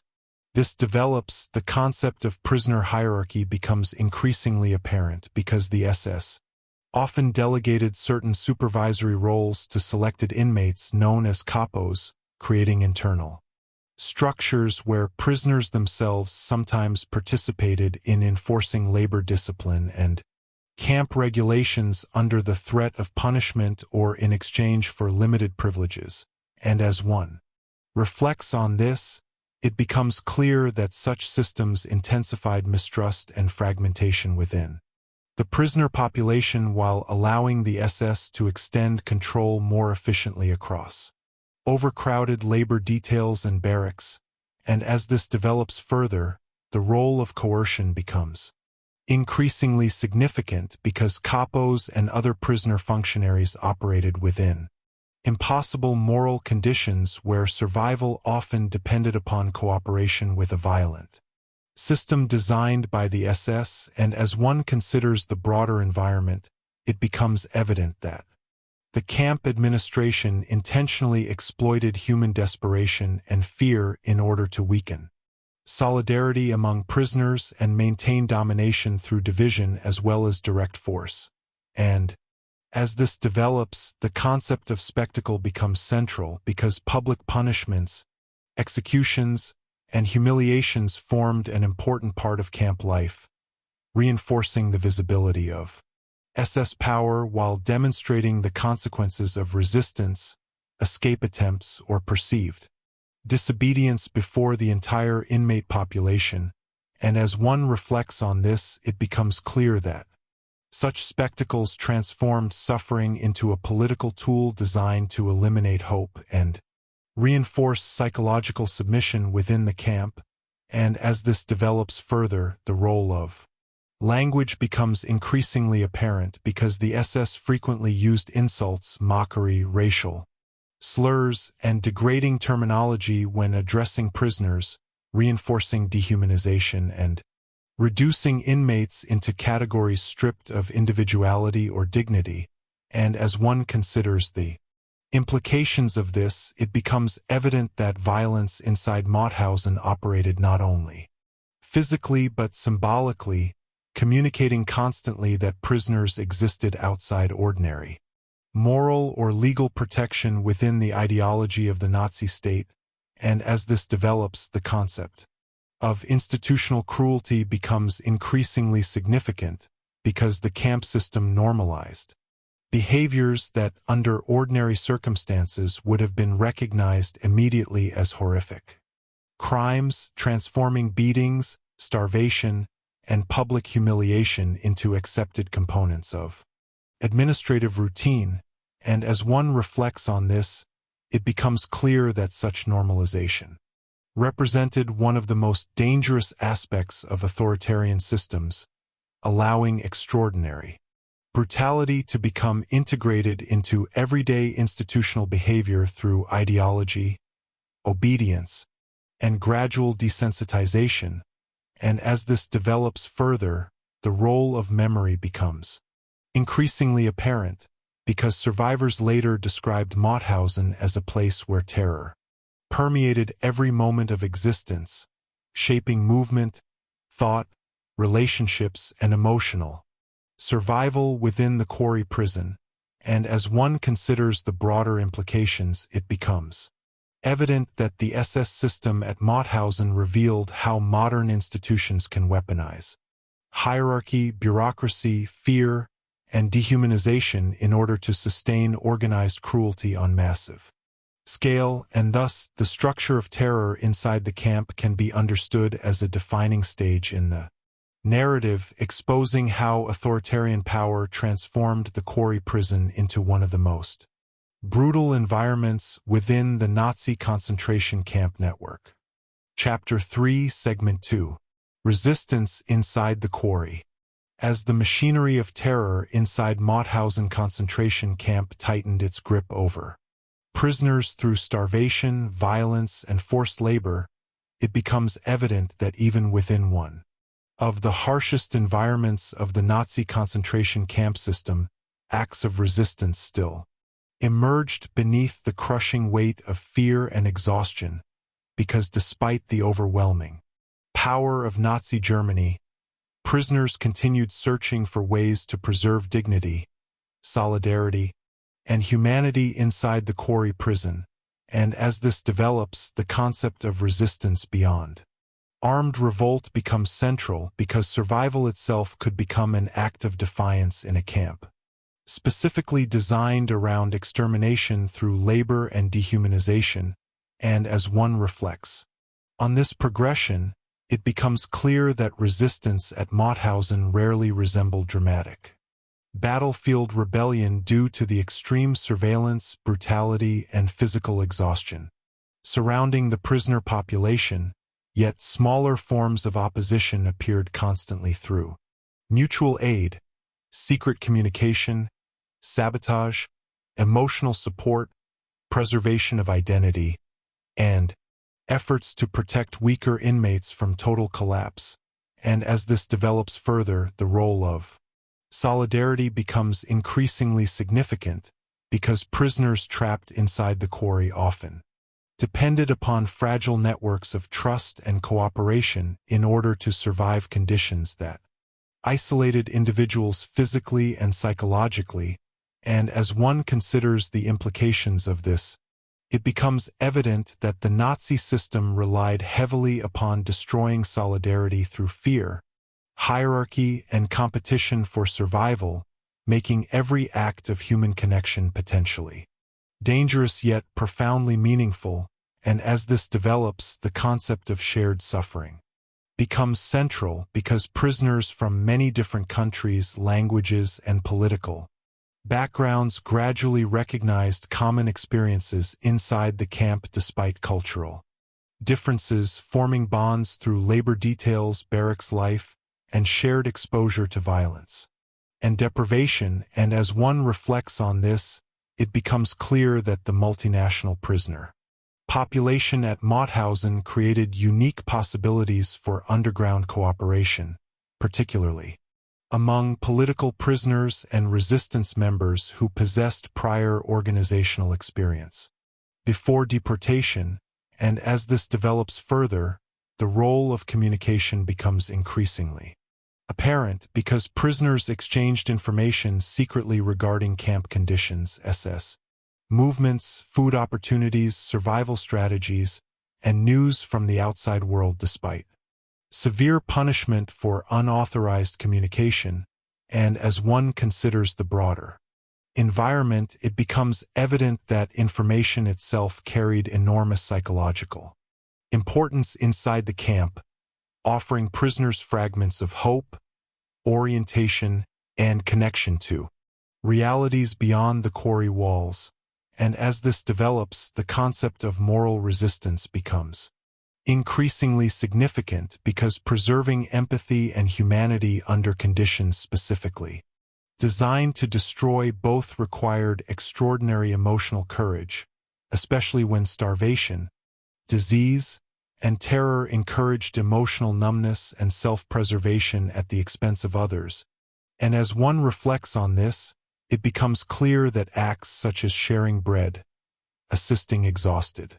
prisoners on the stairs of death, hiding sick inmates temporarily from selections, or comforting dying prisoners represented profound forms of resistance against the dehumanizing logic of the camp system, and as this develops further, the role of cultural identity becomes increasingly apparent because some prisoners attempted to preserve fragments of personal identity, language, religious belief, or intellectual life despite the SS effort to reduce inmates into anonymous labor units stripped of individuality, and as one considers the implications of this, it becomes evident that remembering one's name, history, family, or political ideals could itself become an act of defiance in an environment built around emotional and physical destruction, and as this develops, the concept of hidden organization becomes central because underground networks gradually formed among certain prisoner groups, particularly political inmates with experience in resistance. Movements, enabling limited coordination of mutual assistance and information sharing despite constant danger from guards and prisoner informants, and as one reflects on this, it becomes clear that such networks operated under extraordinary risk, since discovery could lead to execution, torture, or collective punishment affecting entire barracks or work details, and as this develops further, the role of hope becomes increasingly significant because even minimal acts of resistance often depended upon maintaining belief that survival, liberation, or eventual justice remained possible despite the overwhelming brutality surrounding the camp, and as one considers the broader implications, it becomes evident that resistance inside Mauthausen revealed the extraordinary resilience of human beings confronting systems specifically designed to strip them of dignity, solidarity, and the will to survive, and thus the emergence of resistance within the Quarry prison can be understood as a defining stage in the narrative, revealing how humanity persisted even beneath the crushing machinery of terror and forced labor. As underground resistance and acts of solidarity developed within Mauthausen concentration camp, it becomes evident that resistance inside the camp required not only courage but constant adaptation to an environment where surveillance, exhaustion, and unpredictable violence made even the smallest forms of opposition potentially fatal, and as this develops, the concept of hidden survival becomes increasingly significant because prisoners learned that open defiance against the SS was usually impossible within the Quarry system, forcing resistance instead into subtle, fragmented, and often invisible forms woven quietly into everyday camp life. And as one reflects on this progression, it becomes clear that many acts of resistance focused less on defeating the Nazi system directly and more on preserving human dignity, emotional stability, and collective survival within conditions designed to destroy all three, and as this develops further, the role of mutual aid becomes central because prisoners frequently depended upon one another for emotional encouragement, physical assistance during labor details, warnings regarding dangerous guards or selections, and occasional sharing of scarce food or clothing, and as one considers the implications of this, it becomes evident that cooperation itself threatened the logic of the camp, which relied heavily upon fear, isolation, and dehumanization in order to maintain control over the prisoner population, and as this develops, the concept of underground communication becomes increasingly apparent because inmates secretly exchanged information regarding military developments, rumors of Allied advances, resistance movements outside the camp, and conditions in other concentration camps, helping preserve awareness that the world beyond Mauthausen still existed despite the isolation of Quarry life, and as one reflects on this, it becomes clear that such information carried enormous psychological importance, since hope often depended upon believing that the Nazi regime would eventually weaken or collapse even while daily existence inside the camp suggested endless suffering, and as this develops further, the role of political prisoners becomes increasingly significant because inmates with prior experience in underground movements, labor organizations, or anti-fascist networks sometimes played important roles in organizing informal support systems and preserving communication among prisoners from different national groups, and as one considers the broader environment, it becomes evident that Mauthausen's multinational prisoner population created opportunities for cooperation across language and cultural barriers despite the SS effort to divide inmates according to nationality, political classification, and racial hierarchy, and as this develops, the concept of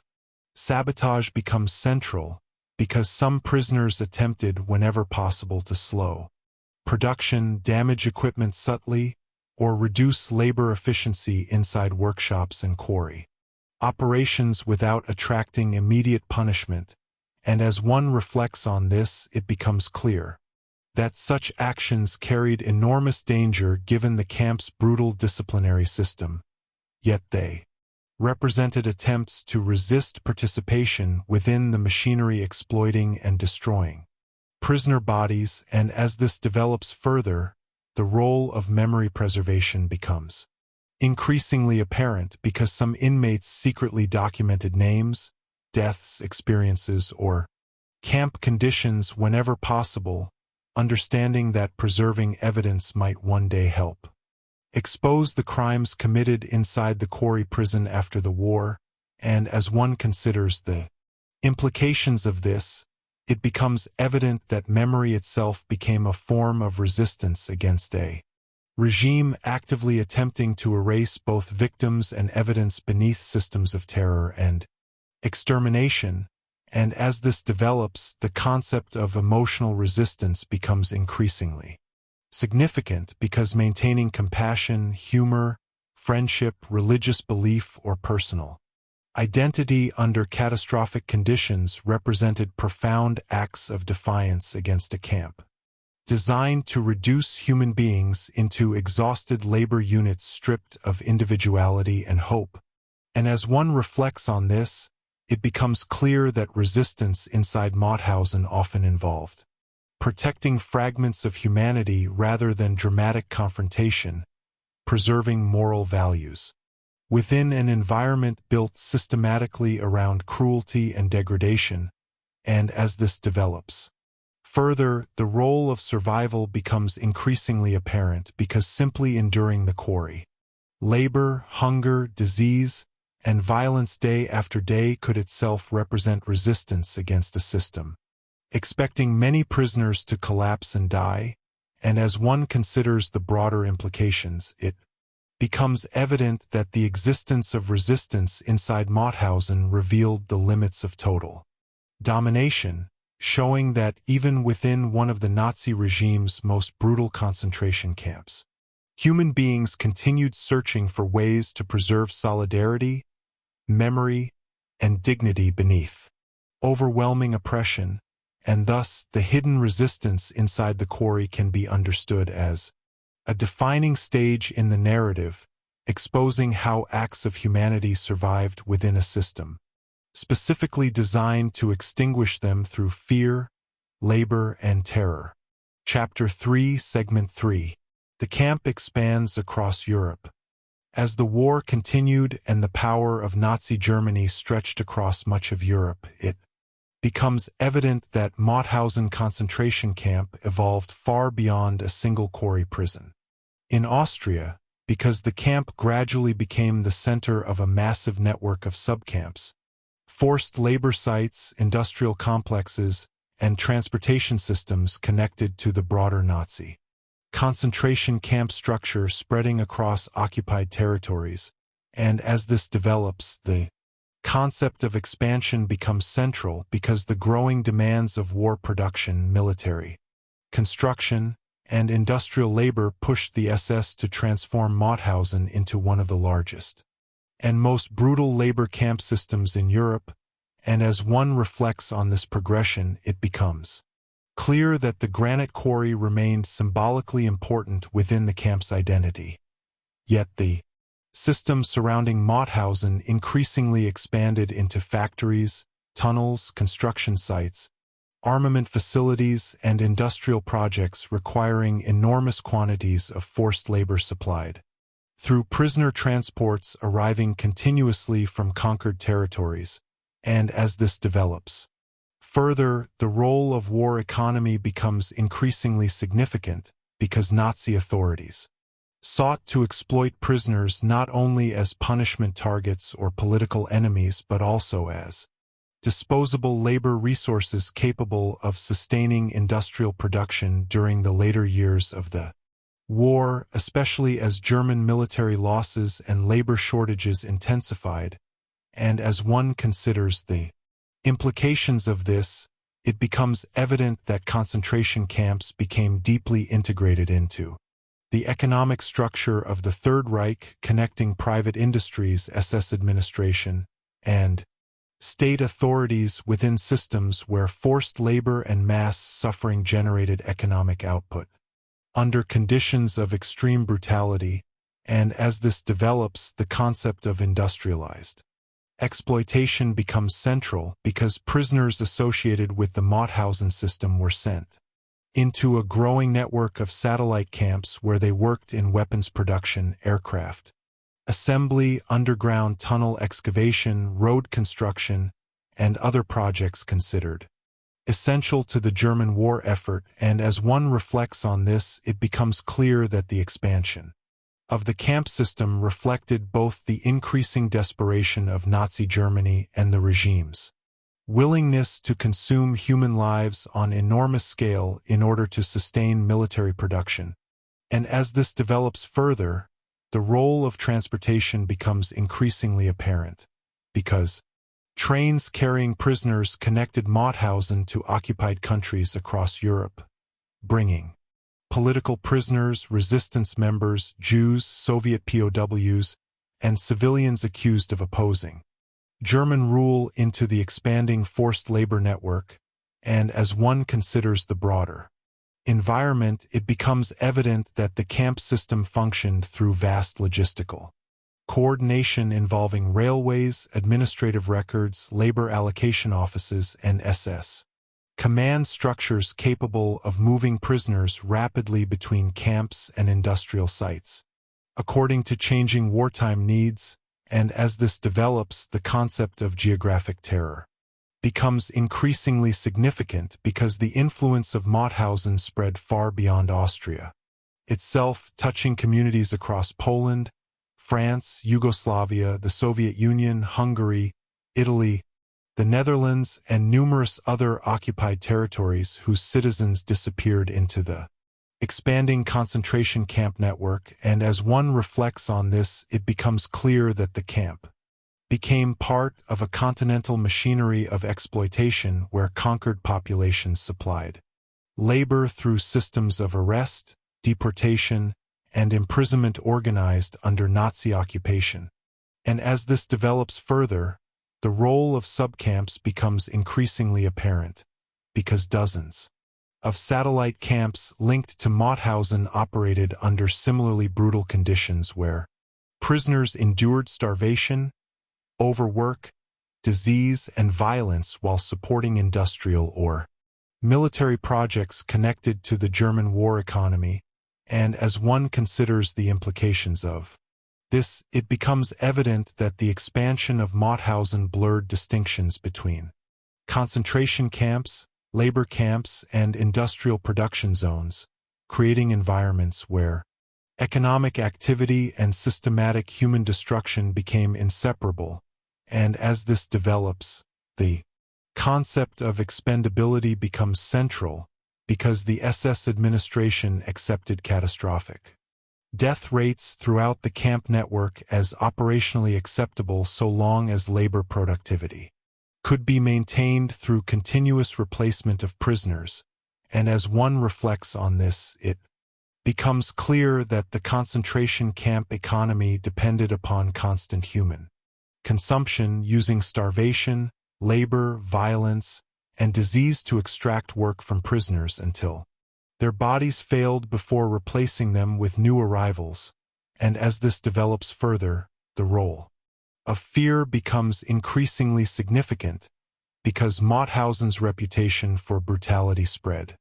throughout occupied Europe, making deportation to the camp system itself a terrifying instrument of political intimidation against resistance movements and civilian populations. And as one considers the broader implications, it becomes evident that the expansion of Mauthausen transformed the Quarry prison into a vast transnational system of exploitation and terror, deeply integrated into both the Nazi war economy and the broader machinery of repression across Europe. And thus, the growth of the camp network can be understood as a defining stage in the narrative revealing how forced labor and industrialized brutality expanded far beyond the Granite Quarry into one of the largest concentration camp systems of the war. As the Mauthausen camp system expanded deeper into occupied Europe during the later years of the World War II, it becomes evident that the boundaries between industrial production and human destruction became increasingly blurred because prisoners trapped within the expanding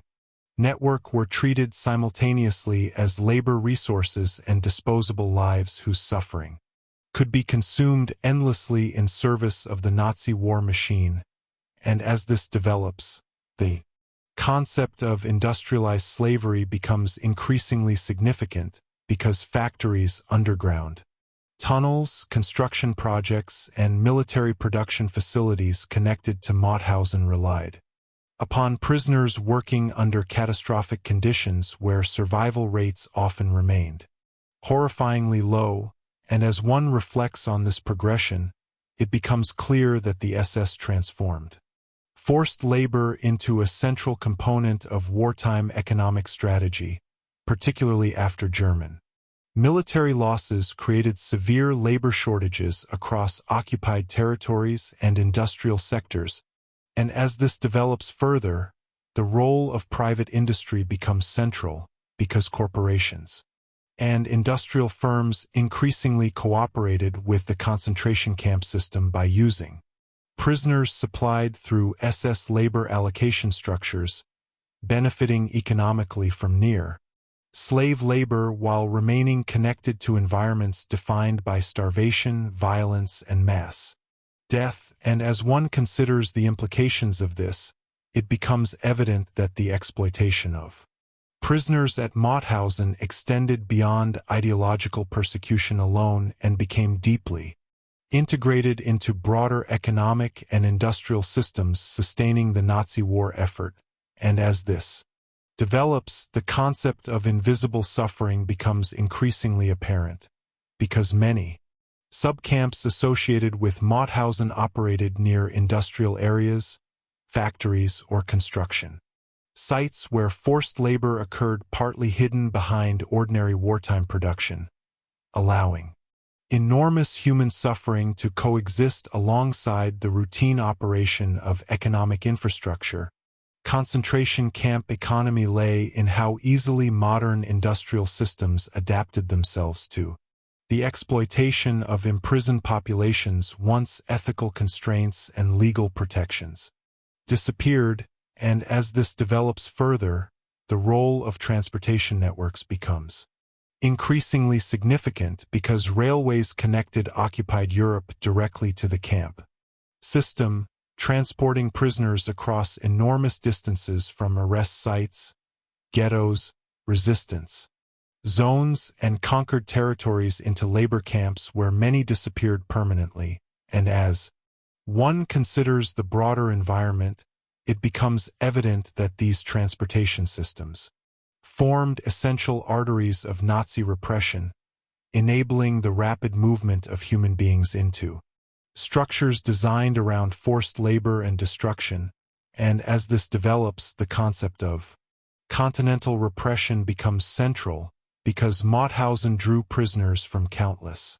backgrounds and nationalities, reflecting the vast geographic scale of Nazi occupation and the widespread targeting of populations considered politically dangerous, racially inferior, or economically exploitable. And as one reflects on this, it becomes clear that the camp system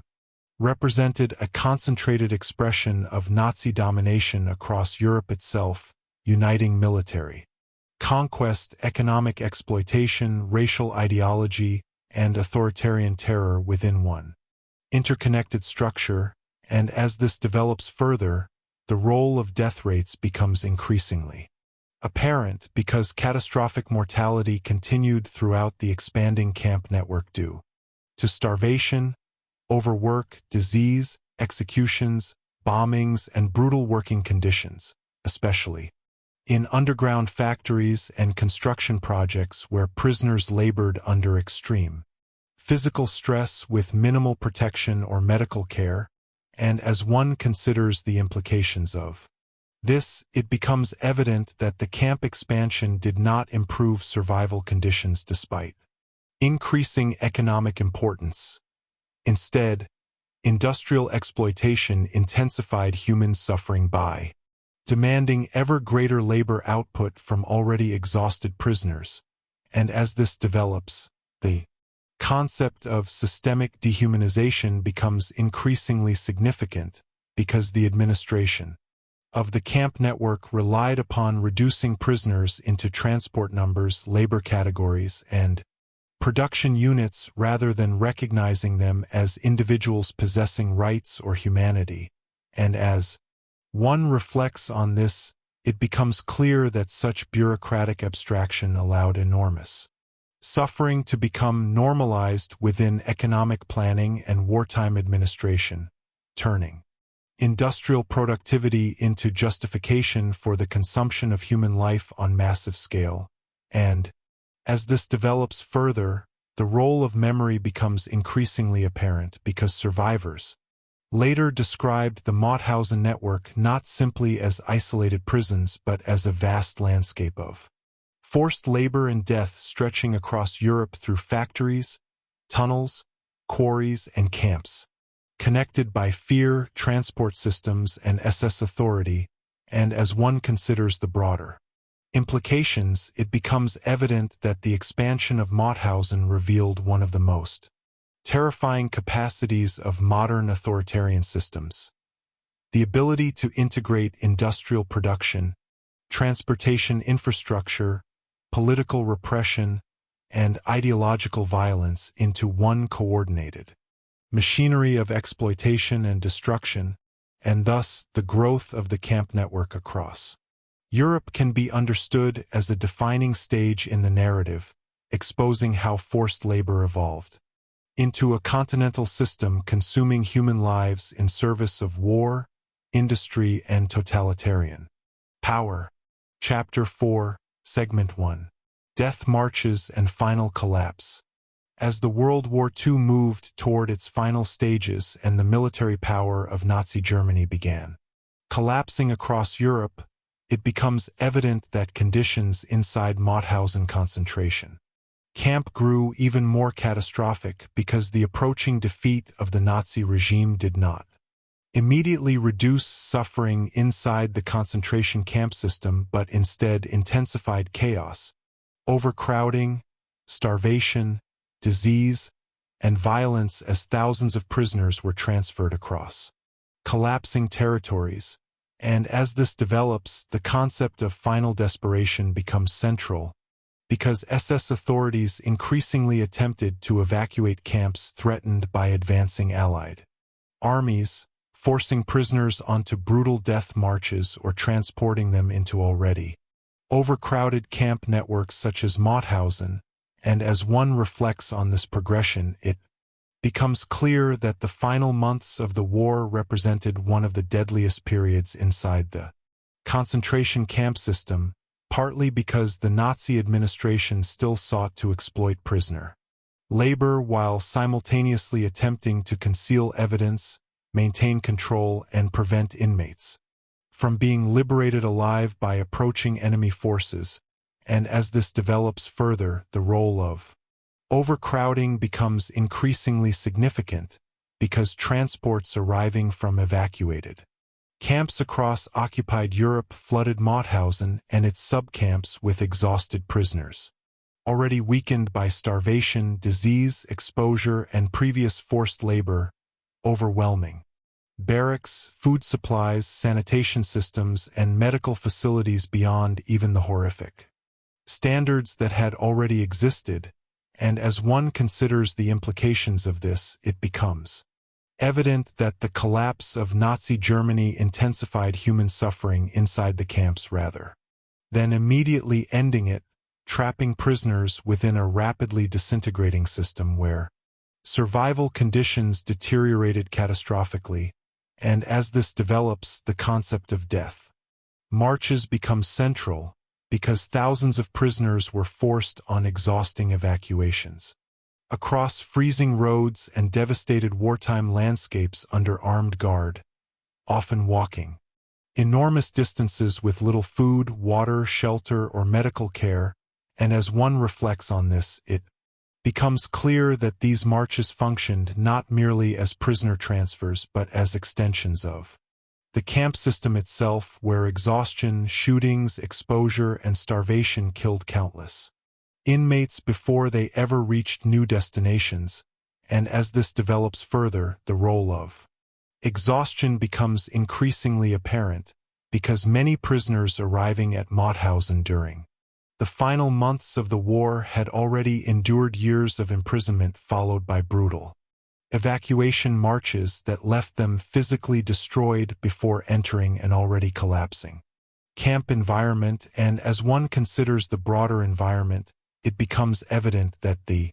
camp transformed into a massive zone of overcrowded human suffering where disease spread rapidly, food shortages worsened, and death became even more visible throughout the Quarry prison and its expanding network of subcamps, and as this develops, the concept of administrative collapse becomes increasingly significant, because although the SS continued enforcing terror and labor discipline, the broader Nazi system sustaining the camps was beginning to disintegrate. Under military defeat, transportation breakdowns, bombing campaigns, and shortages affecting the entire German war effort, and as one reflects on this, it becomes clear that this collapse produced an atmosphere of chaos and unpredictability inside Mauthausen, where guards sometimes intensified brutality while prisoners struggled to interpret rumors regarding liberation, advancing armies, and the approaching end of the war, and as this develops further, the role of fear becomes increasingly apparent, because prisoners understood that liberation might be near, yet also recognized that the SS could still execute inmates, destroy evidence, or force further evacuations before Allied forces arrived, creating a psychological environment where hope and terror existed simultaneously, and as one considers the implications of this, it becomes evident that the final months inside Mauthausen represented an especially dangerous period precisely because the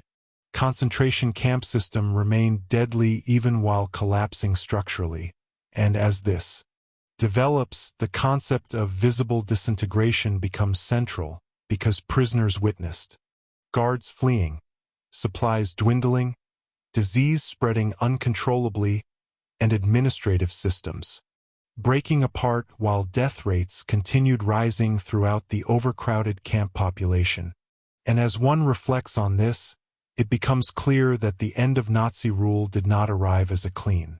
transition from oppression to liberation, but as a chaotic and deeply traumatic collapse during which enormous suffering continued until the final days of the war. And as this develops further, the role of memory becomes increasingly significant, because survivors later described the final months at Mauthausen as scenes of overwhelming human misery, where starving prisoners filled barracks, roads, and work details, while rumors of approaching liberation mixed constantly with fear of sudden execution or abandonment. And as one considers the broader implications, it becomes evident that the death marches and final collapse of the camp system exposed how deeply violence and dehumanization remained embedded within Nazi structures even as military defeat became unavoidable, and thus the final months of Mauthausen can be understood as a defining stage in the narrative, revealing how the concentration camp system continued consuming human lives until the very end of the war. As the collapse of Nazi Germany accelerated during the spring of 1945, it becomes evident that the death marches connected to Mauthausen concentration camp represented some of the most brutal final chapters of the concentration camp system, because prisoners already devastated by years of starvation, forced labor, and disease were now pushed across long distances under catastrophic conditions where countless people died before reaching their destinations, and as this develops, the concept of movement without escape becomes increasingly significant, because the marches created the illusion of relocation while in reality functioning as mobile extensions of the camp system itself, carrying violence, exhaustion, and death onto roads stretching across collapsing wartime Europe. And as one reflects on this progression, it becomes clear that many prisoners marching toward Mauthausen or its subcamps possessed almost no physical reserves, remaining after prolonged imprisonment, making the forced evacuations especially lethal once guards demanded endless walking with minimal food or rest. And as this develops further, the role of exposure becomes central, because prisoners marched through freezing temperatures, rain, snow, and destroyed landscapes while wearing inadequate clothing and already suffering from severe malnutrition, disease, and physical exhaustion. And as one considers the implications of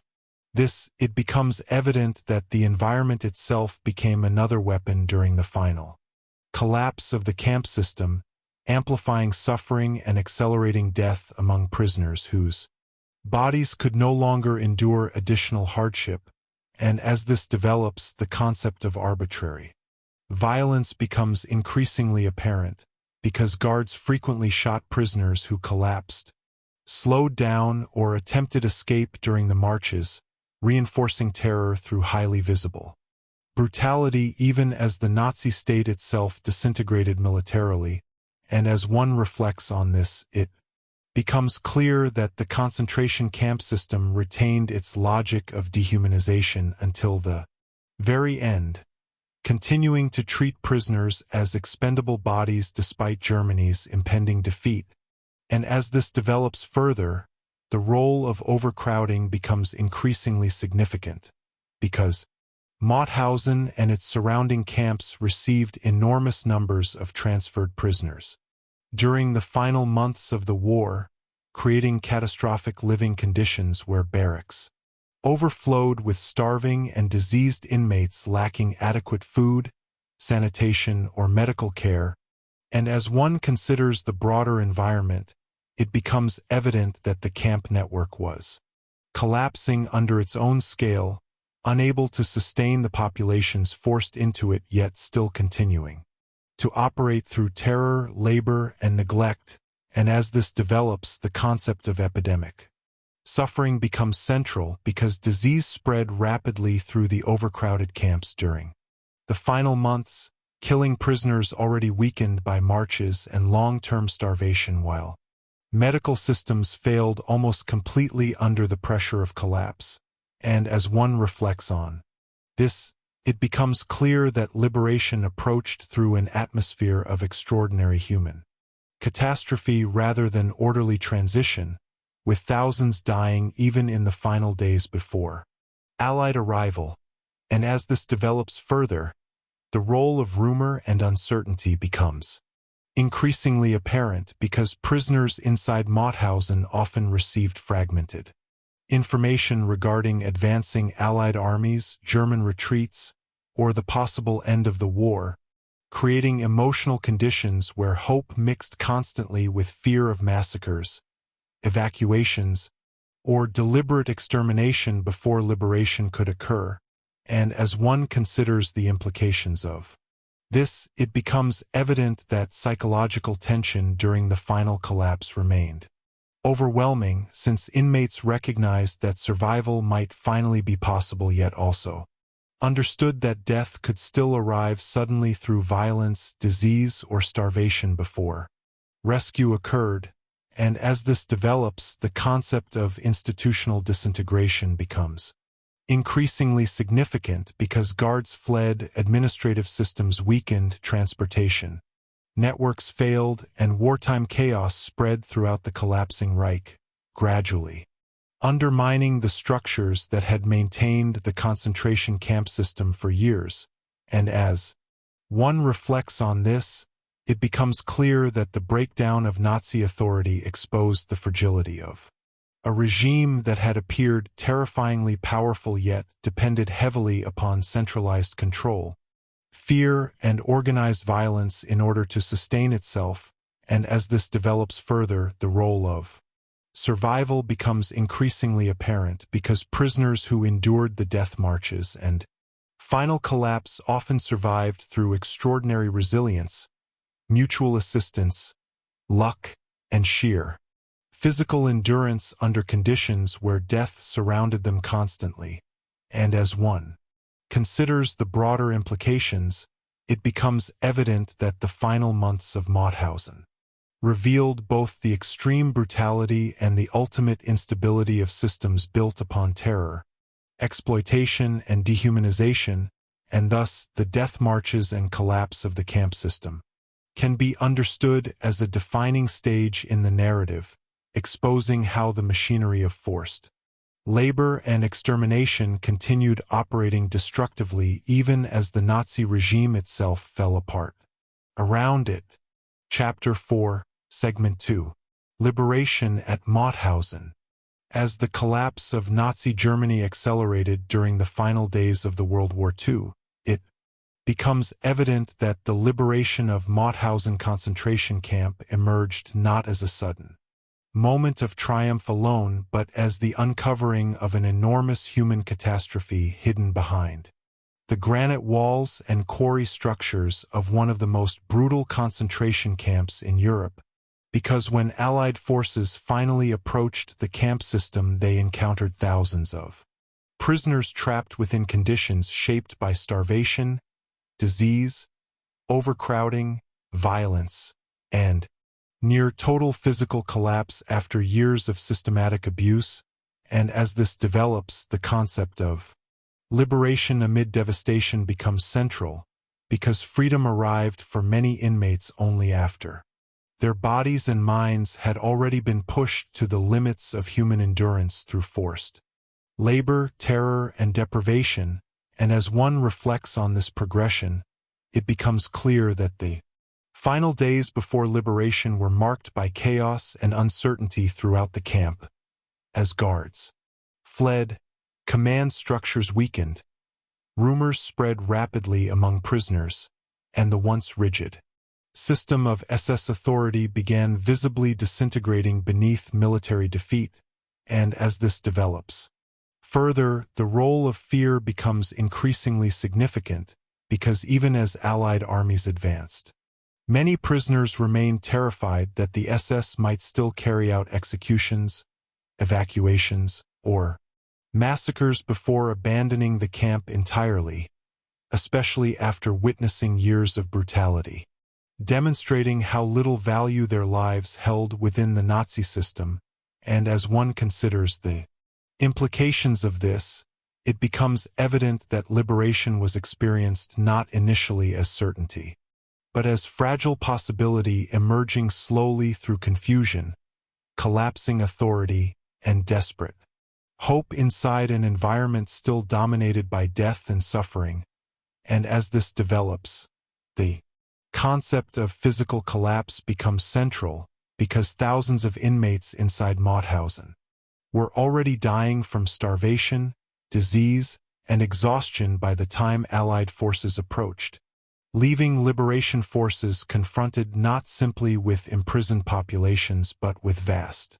humanitarian emergencies requiring immediate medical intervention,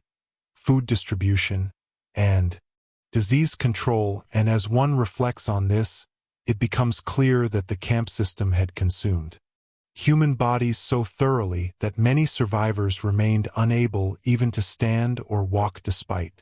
the end of imprisonment. And as this develops further, the role of witness becomes increasingly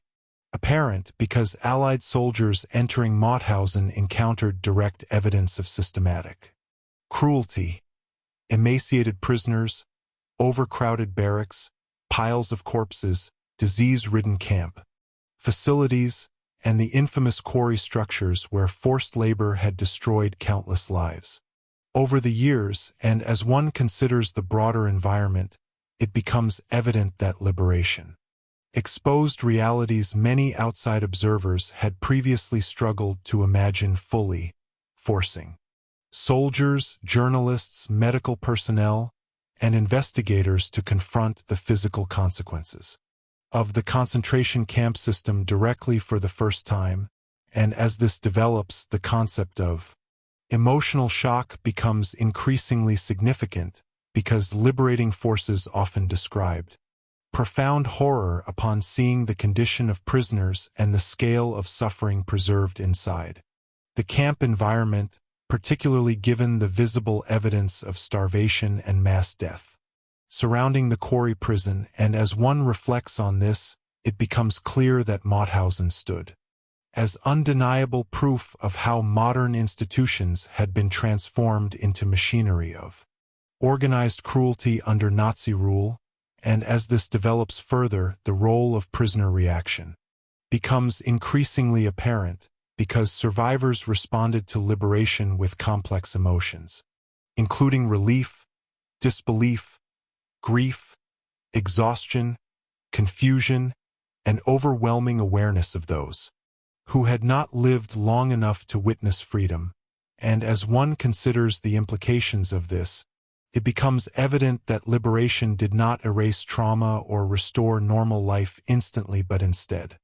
marked the beginning of another difficult struggle involving physical recovery, psychological survival, and confrontation with memories of the camp, and as this develops, the concept of visible truth becomes central because the liberation of Mauthausen prevented the complete concealment of the camp's crimes, preserving testimony, physical evidence, and survivor accounts that would later shape global understanding of the concentration camp system and the Holocaust.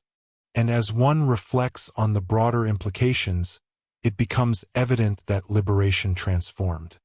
Mauthausen from a hidden machinery of forced labor and terror into a visible symbol of the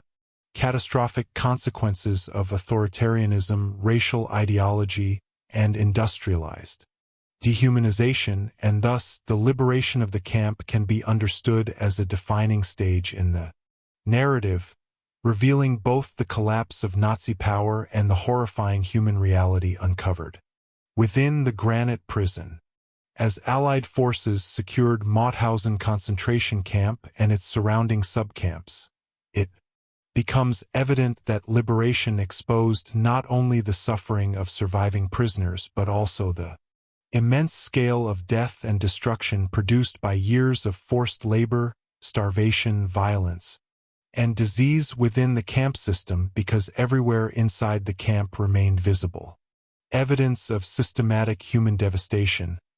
overcrowded barracks filled with skeletal inmates, infirmaries overwhelmed by illness, crematoria connected to years of death, and the Granite Quarry whose steep stairs and cliffs had consumed countless lives under the policy of extermination through labor, and as this develops, the concept of survival after catastrophe becomes increasingly significant because liberation did not immediately restore health, safety, or emotional stability to prisoners whose bodies and minds had endured years of trauma inside the Nazi concentration camp system, and as one reflects on this progression, it becomes clear that many survivors remained in critical condition even after the SS collapsed, suffering from severe malnutrition, infectious disease, physical injuries, and psychological trauma that continued claiming lives despite the arrival of freedom, and as this develops further, the role of medical crisis becomes central because liberating forces faced enormous challenges providing food, treatment, sanitation, and care for prisoners whose bodies had been devastated by prolonged starvation and abuse, and as one considers the implications of this, it becomes evident that the humanitarian disaster inside Mauthausen reflected the extreme extent to which the camp system had systematically consumed human life and health over time, and as this develops, the concept of witness testimony becomes increasingly apparent because survivors immediately became crucial sources of information regarding the operation of the camp, describing the quarry labor system, the stairs of death, the parachute wall, starvation conditions, executions, and the vast network of subcamps connected to Mauthausen across occupied Europe. And as one reflects on this, it becomes clear that liberation preserved voices the Nazi system had attempted to silence. Through extermination, allowing former prisoners to expose the realities hidden behind the camps. Granite walls for years, and as this develops further, the role of evidence becomes increasingly significant because investigators documenting Mauthausen after liberation collected physical proof of crimes committed inside the camp system, including records, structures, burial areas, and witness accounts that later contributed to war crimes investigations and global awareness of Nazi atrocities. And as one considers the broader environment, it becomes evident that the liberation of concentration camps fundamentally transformed international understanding of the Holocaust and Nazi repression by revealing the scale of industrialized suffering embedded within systems of forced labor and ideological violence. And as this develops, the concept of grief becomes central, because for surviving prisoners, liberation often carried profound emotional pain connected to families lost, friends murdered, years stolen, and communities destroyed across Europe during the war. And as one reflects on this, it becomes clear that freedom arrived alongside unbearable awareness of absence, since countless prisoners who endured the quarry, starvation, and death marches never survived long enough to witness the collapse of the regime that imprisoned them. And as this develops further, the role of memory becomes increasingly apparent, because survivors understood quickly that preserving testimony about Mauthausen mattered not only for personal healing but also for historical truth and future justice, especially given the enormity of suffering hidden within the camp system. And as one considers the implications of this, it becomes evident that memory itself became a form of resistance against Nazi attempts to erase victims through forced labor, starvation, and mass death. And as this develops, the concept of historical warning becomes increasingly significant because the liberation of Mauthausen revealed how modern industrial societies could create environments where labor, bureaucracy, ideology, and authoritarian power combined into systems of organized cruelty capable of consuming human lives on vast scale. And as one reflects on this, it becomes clear that the camp stood not only as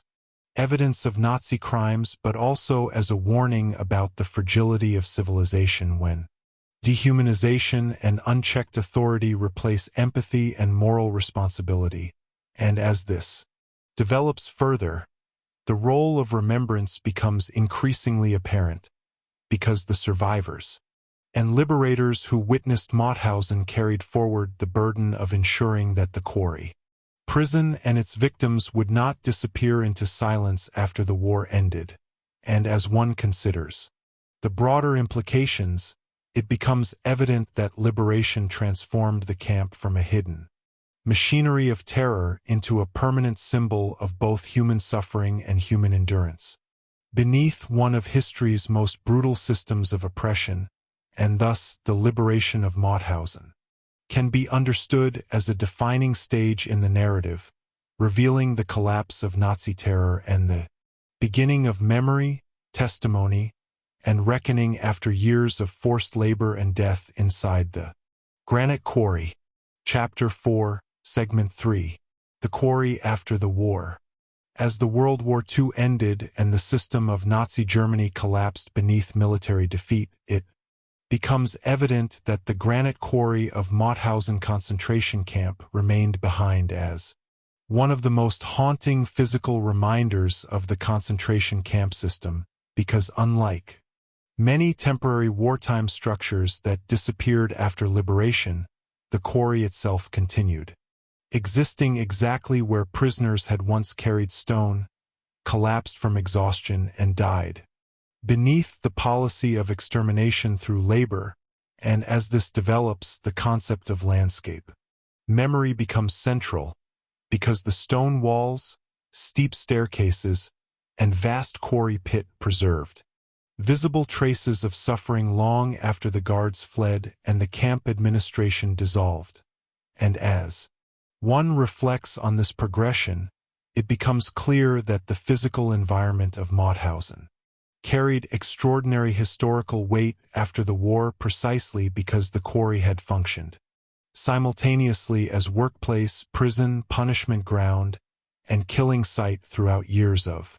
Nazi occupation, and as this develops further, the role of evidence becomes increasingly significant because investigators, survivors, journalists, and liberating forces recognized quickly that the camp structures and quarry terrain represented crucial proof of the crimes committed. There, particularly as survivors described the stairs of death, the parachute wall, starvation, conditions, and the relentless labor system that had destroyed thousands of prisoners, and as one considers the implications of this, it becomes evident that preserving parts of the camp environment became essential not only for legal investigations but also for historical memory, ensuring that the reality of Mauthausen could not easily be denied or erased after the war. And as this develops, the concept of testimony embedded in place becomes central because the quarry itself silently confirmed survivor accounts regarding forced labor and brutality, allowing later generations to confront physically the immense stone pit where prisoners had been worked beyond human endurance. And as one reflects on this, it becomes clear that the landscape surrounding Mauthausen retained emotional power precisely because it remained so visibly connected to the suffering that occurred there, unlike sites where destruction or redevelopment erased much of the original environment. And as this develops further, the role of survivors becomes increasingly apparent because former prisoners returning after liberation often faced overwhelming emotional experiences when confronting the quarry again, seeing the stairs, walls,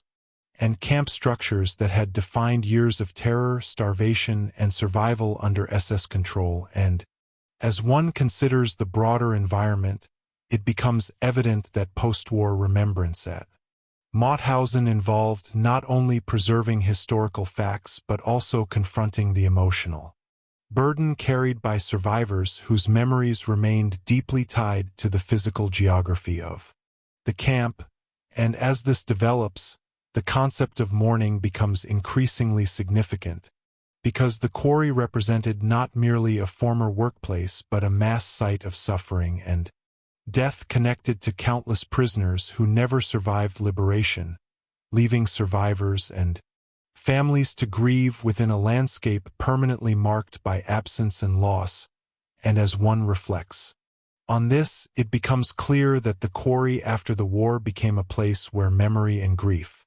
merged, transforming stone itself into a witness to human destruction carried out under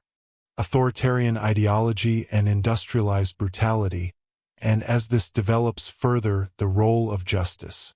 becomes increasingly apparent because evidence gathered at Mauthausen contributed to post-war investigations and war crimes trials seeking accountability for crimes committed within the camp system, particularly regarding forced labor, executions, starvation policies, and systematic abuse of prisoners. And as one considers the implications of this, it becomes evident that the survival of the camp environment complicated Nazi attempts to erase evidence through evacuation, destruction, or administrative collapse during the final months of the war. And as this develops, the concept of historical confrontation becomes central because societies emerging from the war were forced to confront the reality that ordinary industrial and administrative systems had produced places like Mauthausen where labor, ideology, and terror merged into organized destruction. And as one reflects on this, it becomes clear that the quarry stood as physical proof of how modern civilization itself could be transformed into machinery of exploitation and death. When moral limits collapsed beneath authoritarian power, and as this develops further, the role of remembrance culture becomes increasingly significant because preserving the quarry and camp structures eventually became part of broader efforts to educate future generations about the Holocaust, forced labor, and the concentration camp system, ensuring that the victims who suffered there would not vanish into silence after the war ended. And as one considers the broader implications, it becomes evident that the quarry after the war represented more than a historical site. It became a permanent warning carved into stone about the catastrophic consequences of dehumanization, extremism, and unchecked state violence, and thus the post-war survival of the quarry can be understood as a defining stage in the narrative, revealing how memory endured within the very landscape where forced labor and terror once ruled. As decades passed after the liberation of Mauthausen concentration camp, it becomes evident that the quarry and campsite gradually transformed into one of the most important places of Holocaust remembrance in Europe because the preserved granite walls, barracks areas, and infamous staircases continued forcing visitors to confront physically the realities of extermination through labor carried out under Nazi Germany, and as this develops, the concept of memorialization becomes increasingly significant because preserving Mauthausen required more than maintaining old buildings alone. It demanded recognition that the camp represented a graveyard, a historical warning, and a moral responsibility carried forward by later generations. And as one reflects on this progression, it becomes clear that the quarry retained extraordinary symbolic power after the war precisely because its harsh physical environment remained largely unchanged, allowing visitors to visualize the brutal labor conditions prisoners endured while carrying massive granite blocks up the stairs of death under starvation and violence. And as this develops further, the role of education becomes central because Mauthausen evolved into a site where students, historians, survivors, and the public could learn directly about the concentration camp system, forced labor, racial ideology, and the mechanisms through which modern institutions enabled industrialized cruelty during the Holocaust. And as one considers the implications of this, it becomes evident that historical education at places like Mauthausen carries unusual emotional force precisely because the landscape itself remains connected to the events being studied, transforming abstract historical facts into visible and physical realities. And as this develops, the concept of visible warning becomes increasingly apparent because the preserved quarry exposed how ordinary labor infrastructure and industrial organization could become instruments of destruction once authoritarian ideology removed ethical limits and reduced human beings into expendable labor units. And as one reflects on this, it becomes clear that the quarry stands today not only as evidence of past crimes but also as a warning regarding the dangers of dehumanization, political extremism, racism, and obedience to violent systems of power. And as former prisoners who returned to Mauthausen after the war often guided remembrance efforts through personal accounts describing starvation, quarry labor, public punishments, disease, death, marches, and the emotional reality of surviving inside one of the harshest camps within the Nazi concentration camp network. And as one considers the broader environment, it becomes evident that survivor voices transformed the quarry from silent stone into a place carrying deeply human stories of suffering, resilience, loss, and survival beneath unimaginable conditions. And as this develops, the concept of intergenerational responsibility becomes central because as survivors, aged and passed away, the responsibility for preserving the memory of Mauthausen increasingly shifted toward educators, memorial institutions, historians, and future generations determined to protect historical truth against denial or forgetting, and as one reflects on this, it becomes clear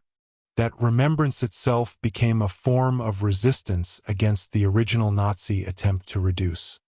prisoners into anonymous bodies consumed by labor and erased through death, and as this develops further,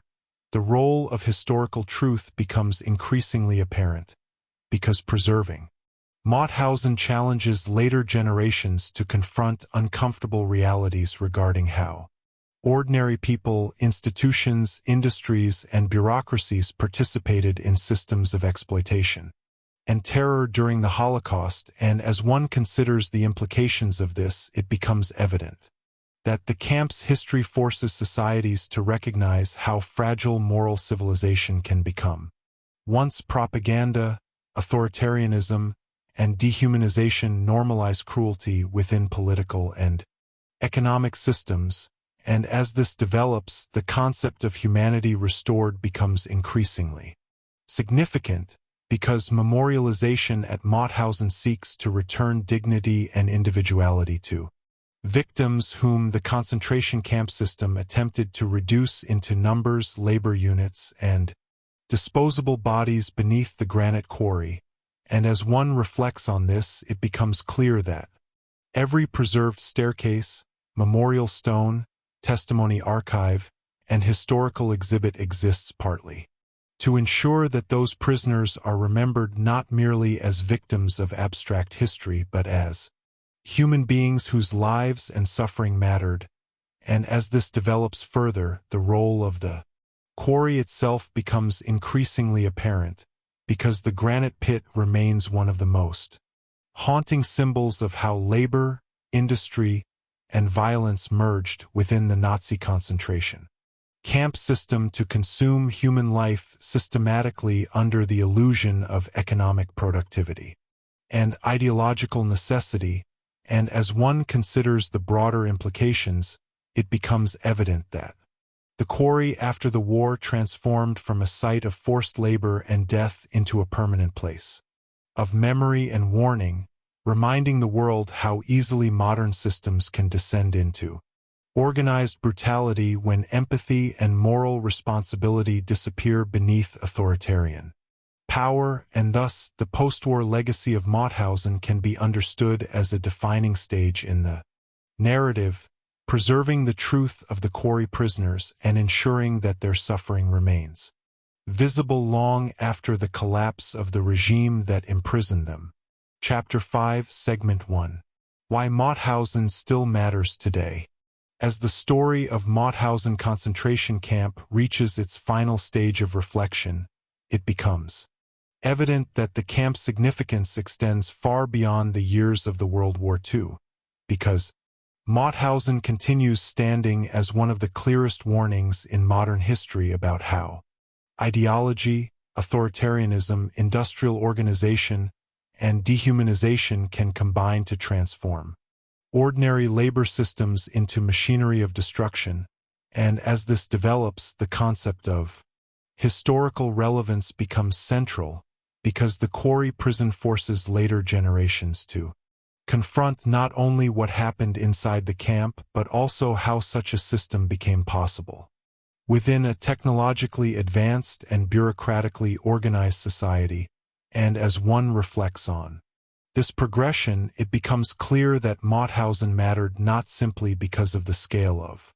suffering that occurred there, but because the camp revealed how modern institutions could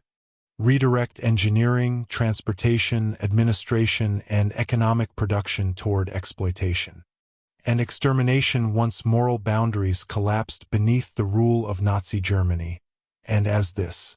develops further, the role of labor becomes increasingly significant, because the camp demonstrated how work itself could be weaponized against human beings through systems designed intentionally to exhaust, starve, and destroy prisoners while still extracting economic value from their bodies, And as one considers the implications of this, it becomes evident that Mauthausen exposed one of the darkest possibilities of industrial society, the ability to disguise organized cruelty within structures outwardly connected to productivity, discipline, and economic necessity. And as this develops, the concept of dehumanization becomes central because the concentration camp system depended fundamentally upon reducing prisoners into categories, rather than recognizing them as individuals possessing dignity, rights, and equal humanity. And as one reflects on this, it becomes clear that the SS could sustain extermination through labor only after ideological propaganda had normalized the belief that certain groups of people were expendable, dangerous, or less deserving of life than others. And as this develops further, the role of propaganda becomes increasingly apparent, because the Nazi state relied heavily upon years of political indoctrination, racial ideology, and authoritarian messaging that encouraged obedience, while eroding empathy toward targeted populations across Europe. And as one considers the broader environment, it becomes evident that Mauthausen was not created suddenly in isolation, but emerged gradually from political systems normalizing exclusion, hatred, and state violence, long before prisoners ever entered the quarry. And as this develops, the concept of institutional obedience becomes increasingly significant, because the camp operated through thousands of individuals participating within administrative, military, industrial, and transportation structures that together sustained the machinery of forced labor and terror. And as one reflects on this, it becomes clear that many perpetrators viewed themselves not as participants in atrocity but as workers performing assigned duties inside hierarchical institutions, revealing how dangerous systems can become when obedience replaces moral responsibility. And as this develops further, the role of fear becomes increasingly apparent, because authoritarian regimes often maintain control by combining propaganda with intimidation, surveillance, and violence, creating environments where resistance becomes dangerous and ordinary people adapt gradually to systems of injustice and repression. And as one considers the implications of this, it becomes evident that Mauthausen still matters today, because it reveals how quickly societies can normalize cruelty once fear and ideology overpower empathy and democratic accountability. And as this develops, the concept of memory becomes central, because preserving the history of the quarry prison ensures that the victims who carried stone up the stairs of death, starved inside overcrowded barracks, and died beneath forced labor are not erased from historical consciousness. And as one reflects on this, it becomes clear that remembrance itself represents resistance against the original Nazi attempt to reduce prisoners into anonymous bodies consumed by labor and forgotten beneath the granite quarry. And as this develops further, the role of education becomes increasingly significant, because later generations encountering Mauthausen learn not only about the Holocaust and concentration camps but also about the fragility of human rights and the dangers of systems built upon dehumanization and authoritarian power. And as one considers the broader implications, it becomes evident that Mauthausen remains profoundly relevant, because the forces that created it, hatred, propaganda, obedience, exploitation, and indifference, have never disappeared completely from human society, and thus the enduring significance of the Quarry prison can be understood as a defining stage in the narrative, revealing why the memory of Mauthausen continues warning the modern world about the catastrophic consequences of dehumanization and organized cruelty. As modern generations continue studying the history of Mauthausen concentration camp decades after its liberation, it becomes evident that the Quarry prison remains important not only because of the atrocities committed there, but because of the broader lessons it offers regarding the vulnerability of civilization itself when political extremism, racism, and authoritarian power begin overriding moral limits and human empathy, and as this develops, the concept of fragile civilization becomes increasingly significant because Mauthausen demonstrated that advanced societies possessing industry, infrastructure, education, and administrative sophistication are not automatically protected from descending into organized brutality, and as one reflects on this progression, it becomes clear that the concentration camp system depended heavily upon ordinary institutions functioning within extraordinary moral collapse, where railways transported prisoners, industries used forced labor, bureaucracies managed camp populations, and guards enforced policies that gradually normalized suffering and death within daily operations, and as this develops further, the role of gradual escalation becomes central because systems like Mauthausen did not appear instantly but evolved step by step through political radicalization, discrimination, propaganda campaigns, suppression of dissent, expansion of state violence, and the normalization of hatred toward targeted groups, and as one considers the implications of this, it becomes evident that one of the most important lessons of Mauthausen lies in recognizing early warning signs. Before societies reach the stage where dehumanization and authoritarian control become of moral responsibility becomes increasingly apparent because the camp forces later generations to confront uncomfortable questions regarding obedience, conformity, silence, and participation inside violent political systems, and as one reflects on this, it becomes clear that Mauthausen survived not through isolated cruelty alone but through networks of cooperation involving guards, administrators, industries, transportation systems, and political authorities all functioning together within the broader machinery of the Nazi state, and as this develops further, the role of empathy becomes increasingly significant because remembering the prisoners of the Quarry means recognizing them not merely as statistics within history but as human beings whose families, ambitions, identities, and futures were violently destroyed beneath forced labor and starvation. And as one considers the broader environment, it becomes evident that preserving individual humanity within historical memory challenges the dehumanization at the core of concentration camp ideology, restoring dignity to people whom the system attempted to reduce into disposable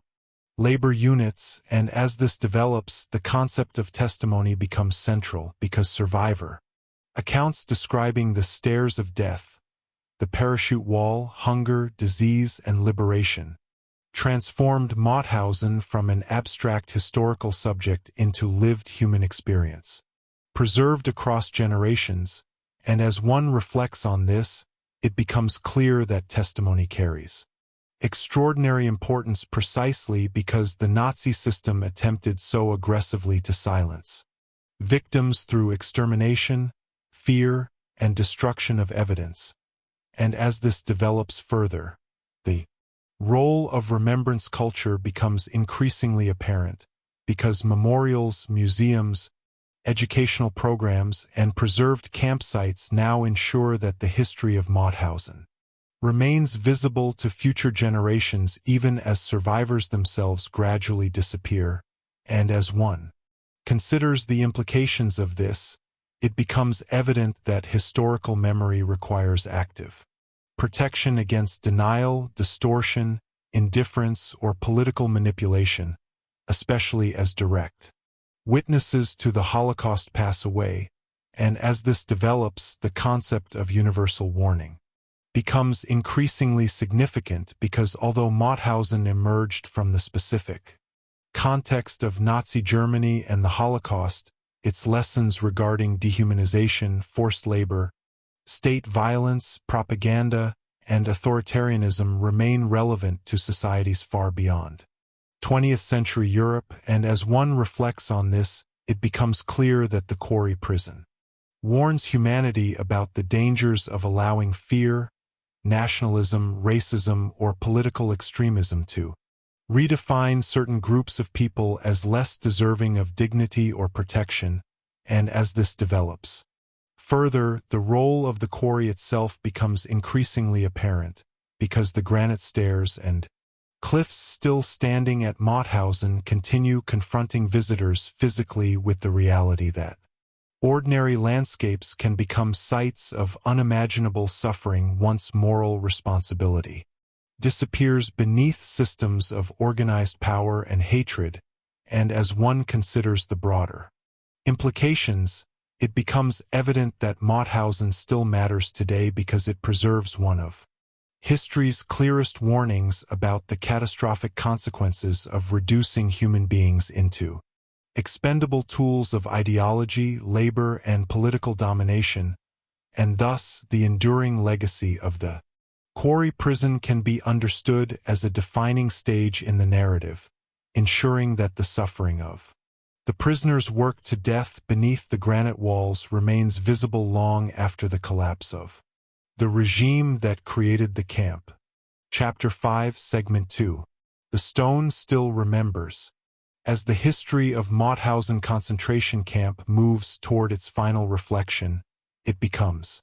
evident that the granite quarry itself remains one of the most haunting symbols of the concentration camp system because the stone surrounding the camp still carries visible traces of the suffering once forced into its depths, and as this develops, the concept of memory embedded in landscape becomes central, because unlike many crimes hidden entirely beneath destroyed structures or erased battlefields, Mauthausen's quarry continues standing physically in the modern world exactly where prisoners once climbed the infamous stairs of death, collapsed beneath heavy granite blocks, and endured years of starvation, humiliation, and violence under the rule of Nazi Germany, and as one reflects on this progression, it becomes clear that the quarry preserved more than industrial ruins after the war. It preserved emotional and historical weight embedded directly into the geography of the camp itself, and as this develops further, the role of stone becomes increasingly significant because granite formed the center of Mauthausen's identity. From the beginning, shaping the labor system, the architecture, the punishments, and ultimately, the deaths of thousands of prisoners forced into the quarry as part of the Nazi policy of extermination through labor, and as one considers the implications of this, it becomes evident that the quarry transformed ordinary material into something profoundly symbolic, where stone, to human suffering, exploitation, and memory, and as this develops, the concept of permanence becomes central, because the granite walls surrounding the quarry endured long after the collapse of the Nazi regime, surviving as silent witnesses to crimes the perpetrators themselves attempted to justify, conceal, or normalize through ideology and bureaucratic control, and as one reflects on this, it becomes clear that the physical durability of the quarry contrasts powerfully with the fragility of the human bodies forced to labor there, where starving prisoners carried immense stone blocks under conditions designed specifically to exhaust and destroy them, and as this develops further, the role of silence becomes increasingly apparent, because visitors standing near the quarry today encounter an unsettling quietness surrounding the camp landscape, a silence that sharply contrasts with the screams, commands, collapsing bodies, and relentless labor that once filled the same space during the war years, and as one considers the broader environment, it becomes evident that this silence itself carries emotional power, forcing later generations to imagine how ordinary landscapes can conceal extraordinary violence once authoritarian systems reshape them into sites of exploitation and death, and as this develops, the concept of visible history becomes increasingly significant because Mauthausen differs from places where little physical evidence survived, allowing modern visitors to confront directly the steep stairs, quarry, cliffs, barracks areas, and stone structures connected to the camp's operation, and as one reflects on this, it becomes clear that the preserved environment intensifies historical understanding by making the suffering described in testimony physically imaginable rather than entirely abstract. And as this develops further, the role of survivor memory becomes increasingly apparent, because former prisoners returning to Mauthausen after liberation often described overwhelming emotional reactions when confronting the quarry again, seeing the same granite walls and staircases where friends collapsed, guards inflicted violence, and survival once depended upon enduring impossible physical labor. And as one considers the implications of this, it becomes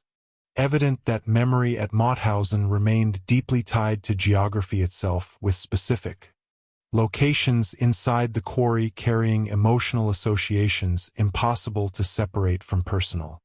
trauma and loss. And as this develops, the concept of mourning becomes central because the quarry also functions as a graveyard connected to thousands of prisoners who never survived liberation, transforming the landscape into a place where remembrance and grief remain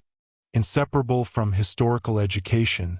And as one reflects on this, it becomes clear that preserving the quarry honors not only survivors but also the countless victims whose names, futures, and families disappeared beneath forced labor and extermination. And as this develops further, the role of moral confrontation becomes increasingly significant because standing before the quarry forces visitors to confront directly how ordinary industrial labor systems can become instruments of organized cruelty once human beings are stripped of dignity and reduced into expendable labor units by authoritarian ideology. And as one considers the broader implications, it becomes evident that the stone at Mauthausen still remembers because the quarry continues preserving visible evidence of how modern civilization itself was transformed into machinery of exploitation and destruction during the Holocaust. And thus the enduring presence of the granite quarry can be understood as a defining stage in the narrative, revealing how memory survives physically within the landscape long after the collapse of the regime that created the camp. As generations continue visiting Mauthausen concentration camp decades after liberation, it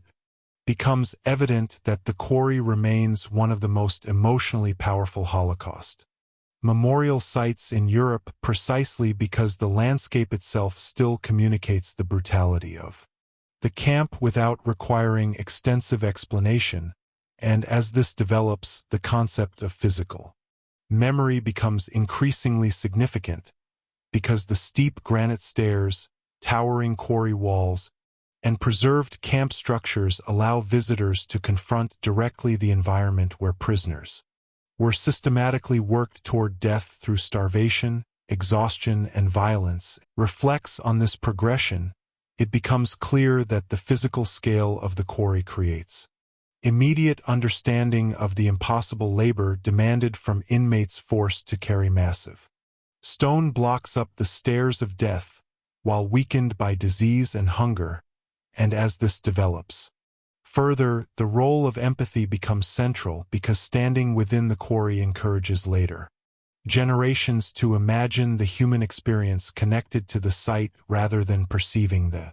Holocaust solely through distant statistics or historical abstraction. And as one considers the implications of this, it becomes evident that preserving places like Mauthausen matters deeply, because physical environments can communicate emotional and moral realities in ways that documents alone often cannot. And as this develops, the concept of historical warning becomes increasingly apparent because the quarry demonstrates how quickly modern systems of labor, industry, and administration can be redirected toward organized cruelty once political extremism and dehumanization become normalized within society, and as one reflects on this, it becomes clear that the camp stands as a warning not only about the Nazi past but also about the dangers facing any society where certain groups of people begin to be treated as disposable or less deserving of dignity and protection, and as this develops further, the role of remembrance culture becomes increasingly significant because memorial ceremonies, survivor testimonies, museums,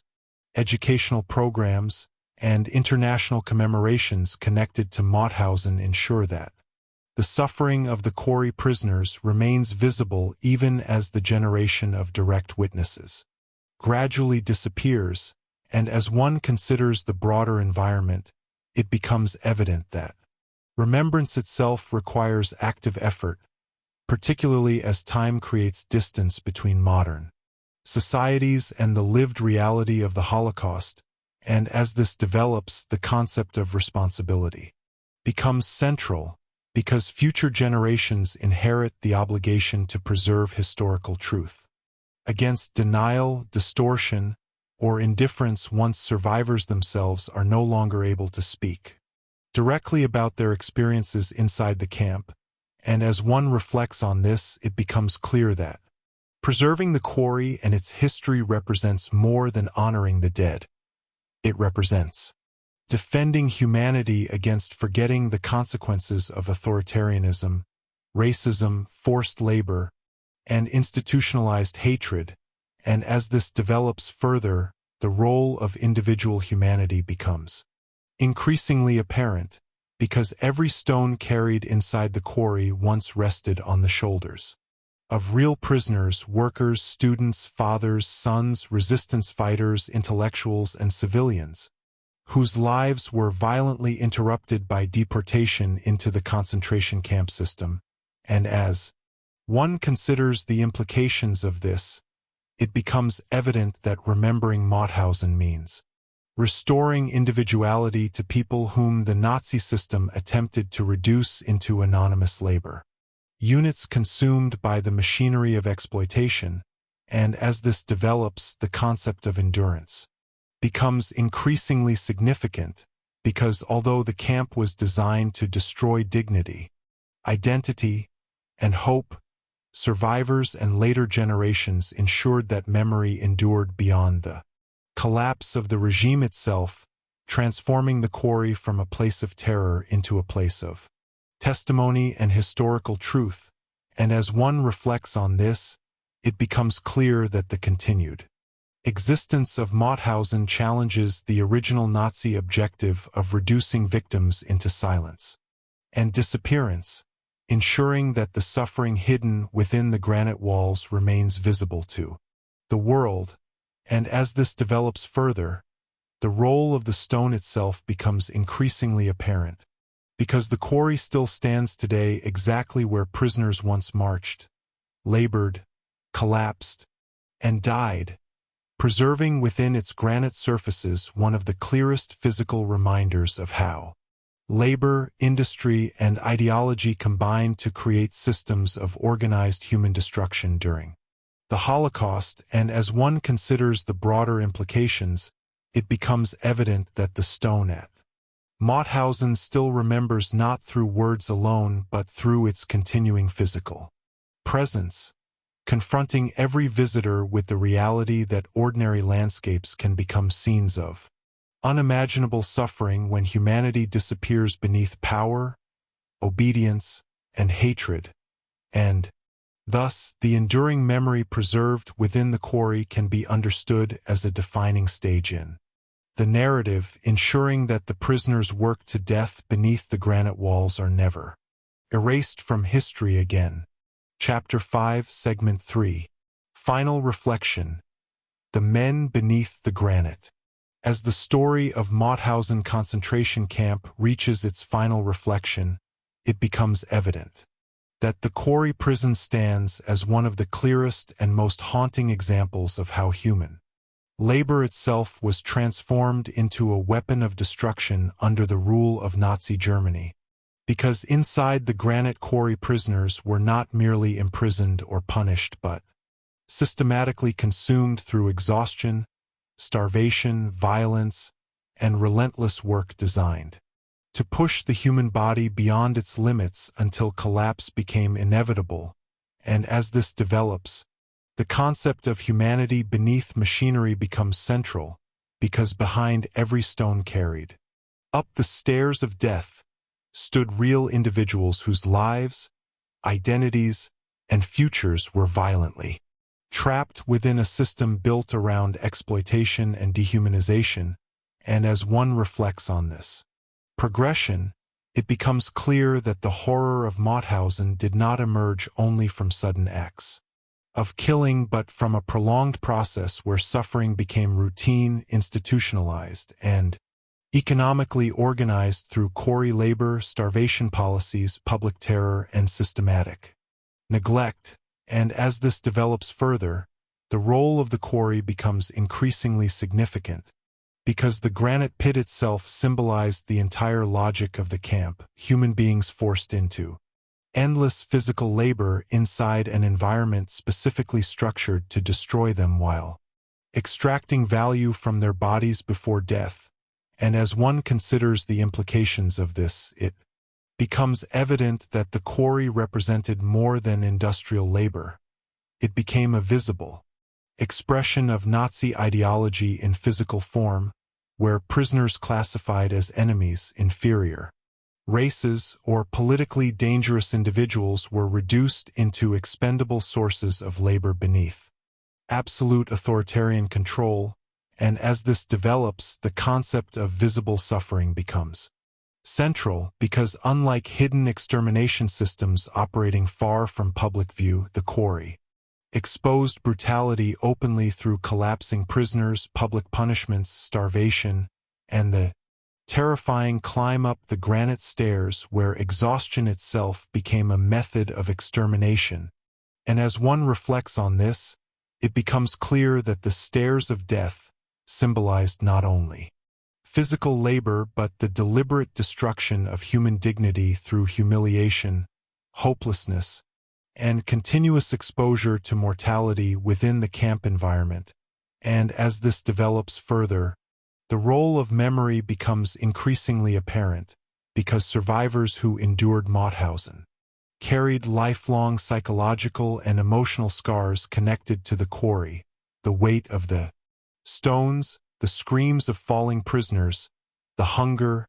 the cold, the beatings, and the constant awareness that death surrounded them daily beneath the granite walls. And as one considers the broader environment, it becomes evident that memory at Mauthausen remains deeply tied to the landscape itself, where every staircase, cliff, and quarry path preserves echoes of the labor and suffering forced upon prisoners during the war years. And as this develops, the concept of individuality becomes increasingly significant, because one of the greatest dangers in studying systems of mass suffering lies in reducing victims into statistics rather than recognizing them as human beings with families, professions, dreams, beliefs, and histories interrupted violently by deportation into the concentration camp network. And as one reflects on this, it becomes clear that the prisoners of Mauthausen included workers, students, resistance fighters, artists, teachers, clergy, intellectuals, fathers, sons, and countless ordinary civilians from across occupied Europe, whose lives became trapped within the machinery of forced labor and terror. And as this develops further, the role of solidarity becomes increasingly apparent, because even inside one of the harshest camps of the Holocaust, prisoners continued helping one another through shared food, emotional support, secret communication, and acts of resistance, preserving fragments of humanity within an environment designed to destroy compassion and hope. And as one considers the implications of this, it becomes evident that the existence of solidarity inside the quarry revealed the extraordinary resilience of human beings confronting systematic cruelty and dehumanization, and as this develops, the concept of moral warning becomes central because Mauthausen demonstrates how modern societies can descend into organized brutality once propaganda, authoritarianism, racial ideology, and obedience overpower empathy and ethical responsibility, and as one reflects on the broader implications, it becomes clear that the Quarry prison warns future generations about the catastrophic consequences of reducing human beings into tools of labor, ideology, or political power, and thus the final reflection upon Mauthausen can be understood as a defining stage in the narrative, revealing how the men beneath the granite carried not only stones but the unbearable weight of one of history's darkest systems of oppression. As the final reflection upon Mauthausen concentration camp comes to a close, it becomes evident that the Quarry prison ultimately forces humanity to confront some of the deepest questions about civilization, morality, power, and the human capacity both for cruelty and endurance, because Mauthausen revealed how a modern industrial society could create systems where labor, bureaucracy, transportation, architecture, and ideology merged into organized structures of exploitation and death, and as this develops, the concept of civilization under collapse becomes increasingly significant because the camp demonstrated that technological progress, economic development, and institutional organization alone do not protect societies from barbarism when empathy disappears beneath political extremism and authoritarian rule, and as one reflects on this progression, it becomes clear that Mauthausen did not emerge suddenly from chaos but from gradual processes involving propaganda, dehumanization, obedience, militarization, and the normalization of hatred toward targeted groups long before the Quarry became filled with prisoners carrying granite blocks toward exhaustion and death. And as this develops further, the role of ordinary systems becomes central because the concentration camp network depended not only upon violent guards but also upon administrators, railway systems, industrial contracts,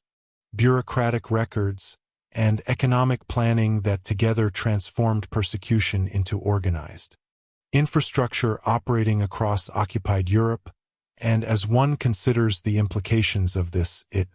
becomes evident that one of the most disturbing lessons of Mauthausen lies in how easily modern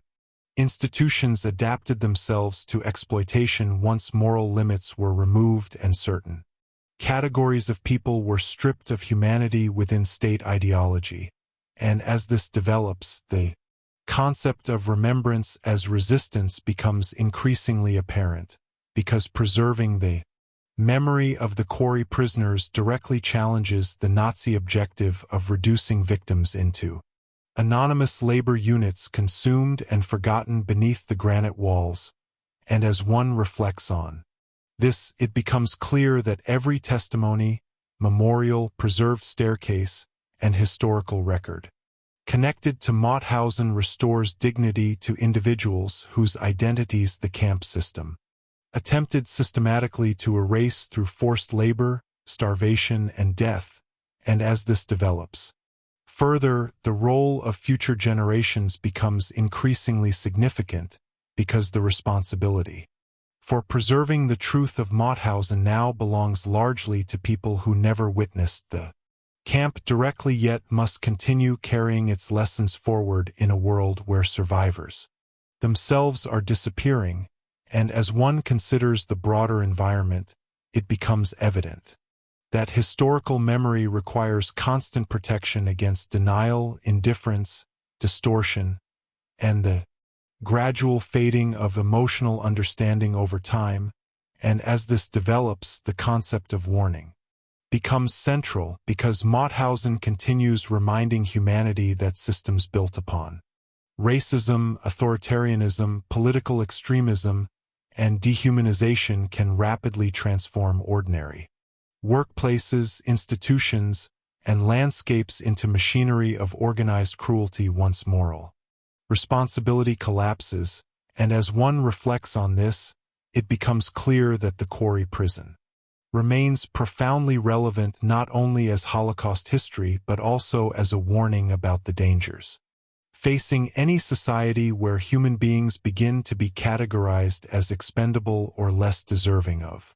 dignity and protection, and as this develops further, the role of the granite quarry itself becomes increasingly apparent, because the stone still standing at Mauthausen preserves one of the clearest physical reminders of how labor was weaponized against prisoners through exhaustion, humiliation, and violence within the concentration camp system, and as one considers the implications of this, it becomes evident that the quarry now serves the opposite purpose from the one intended by the Nazis.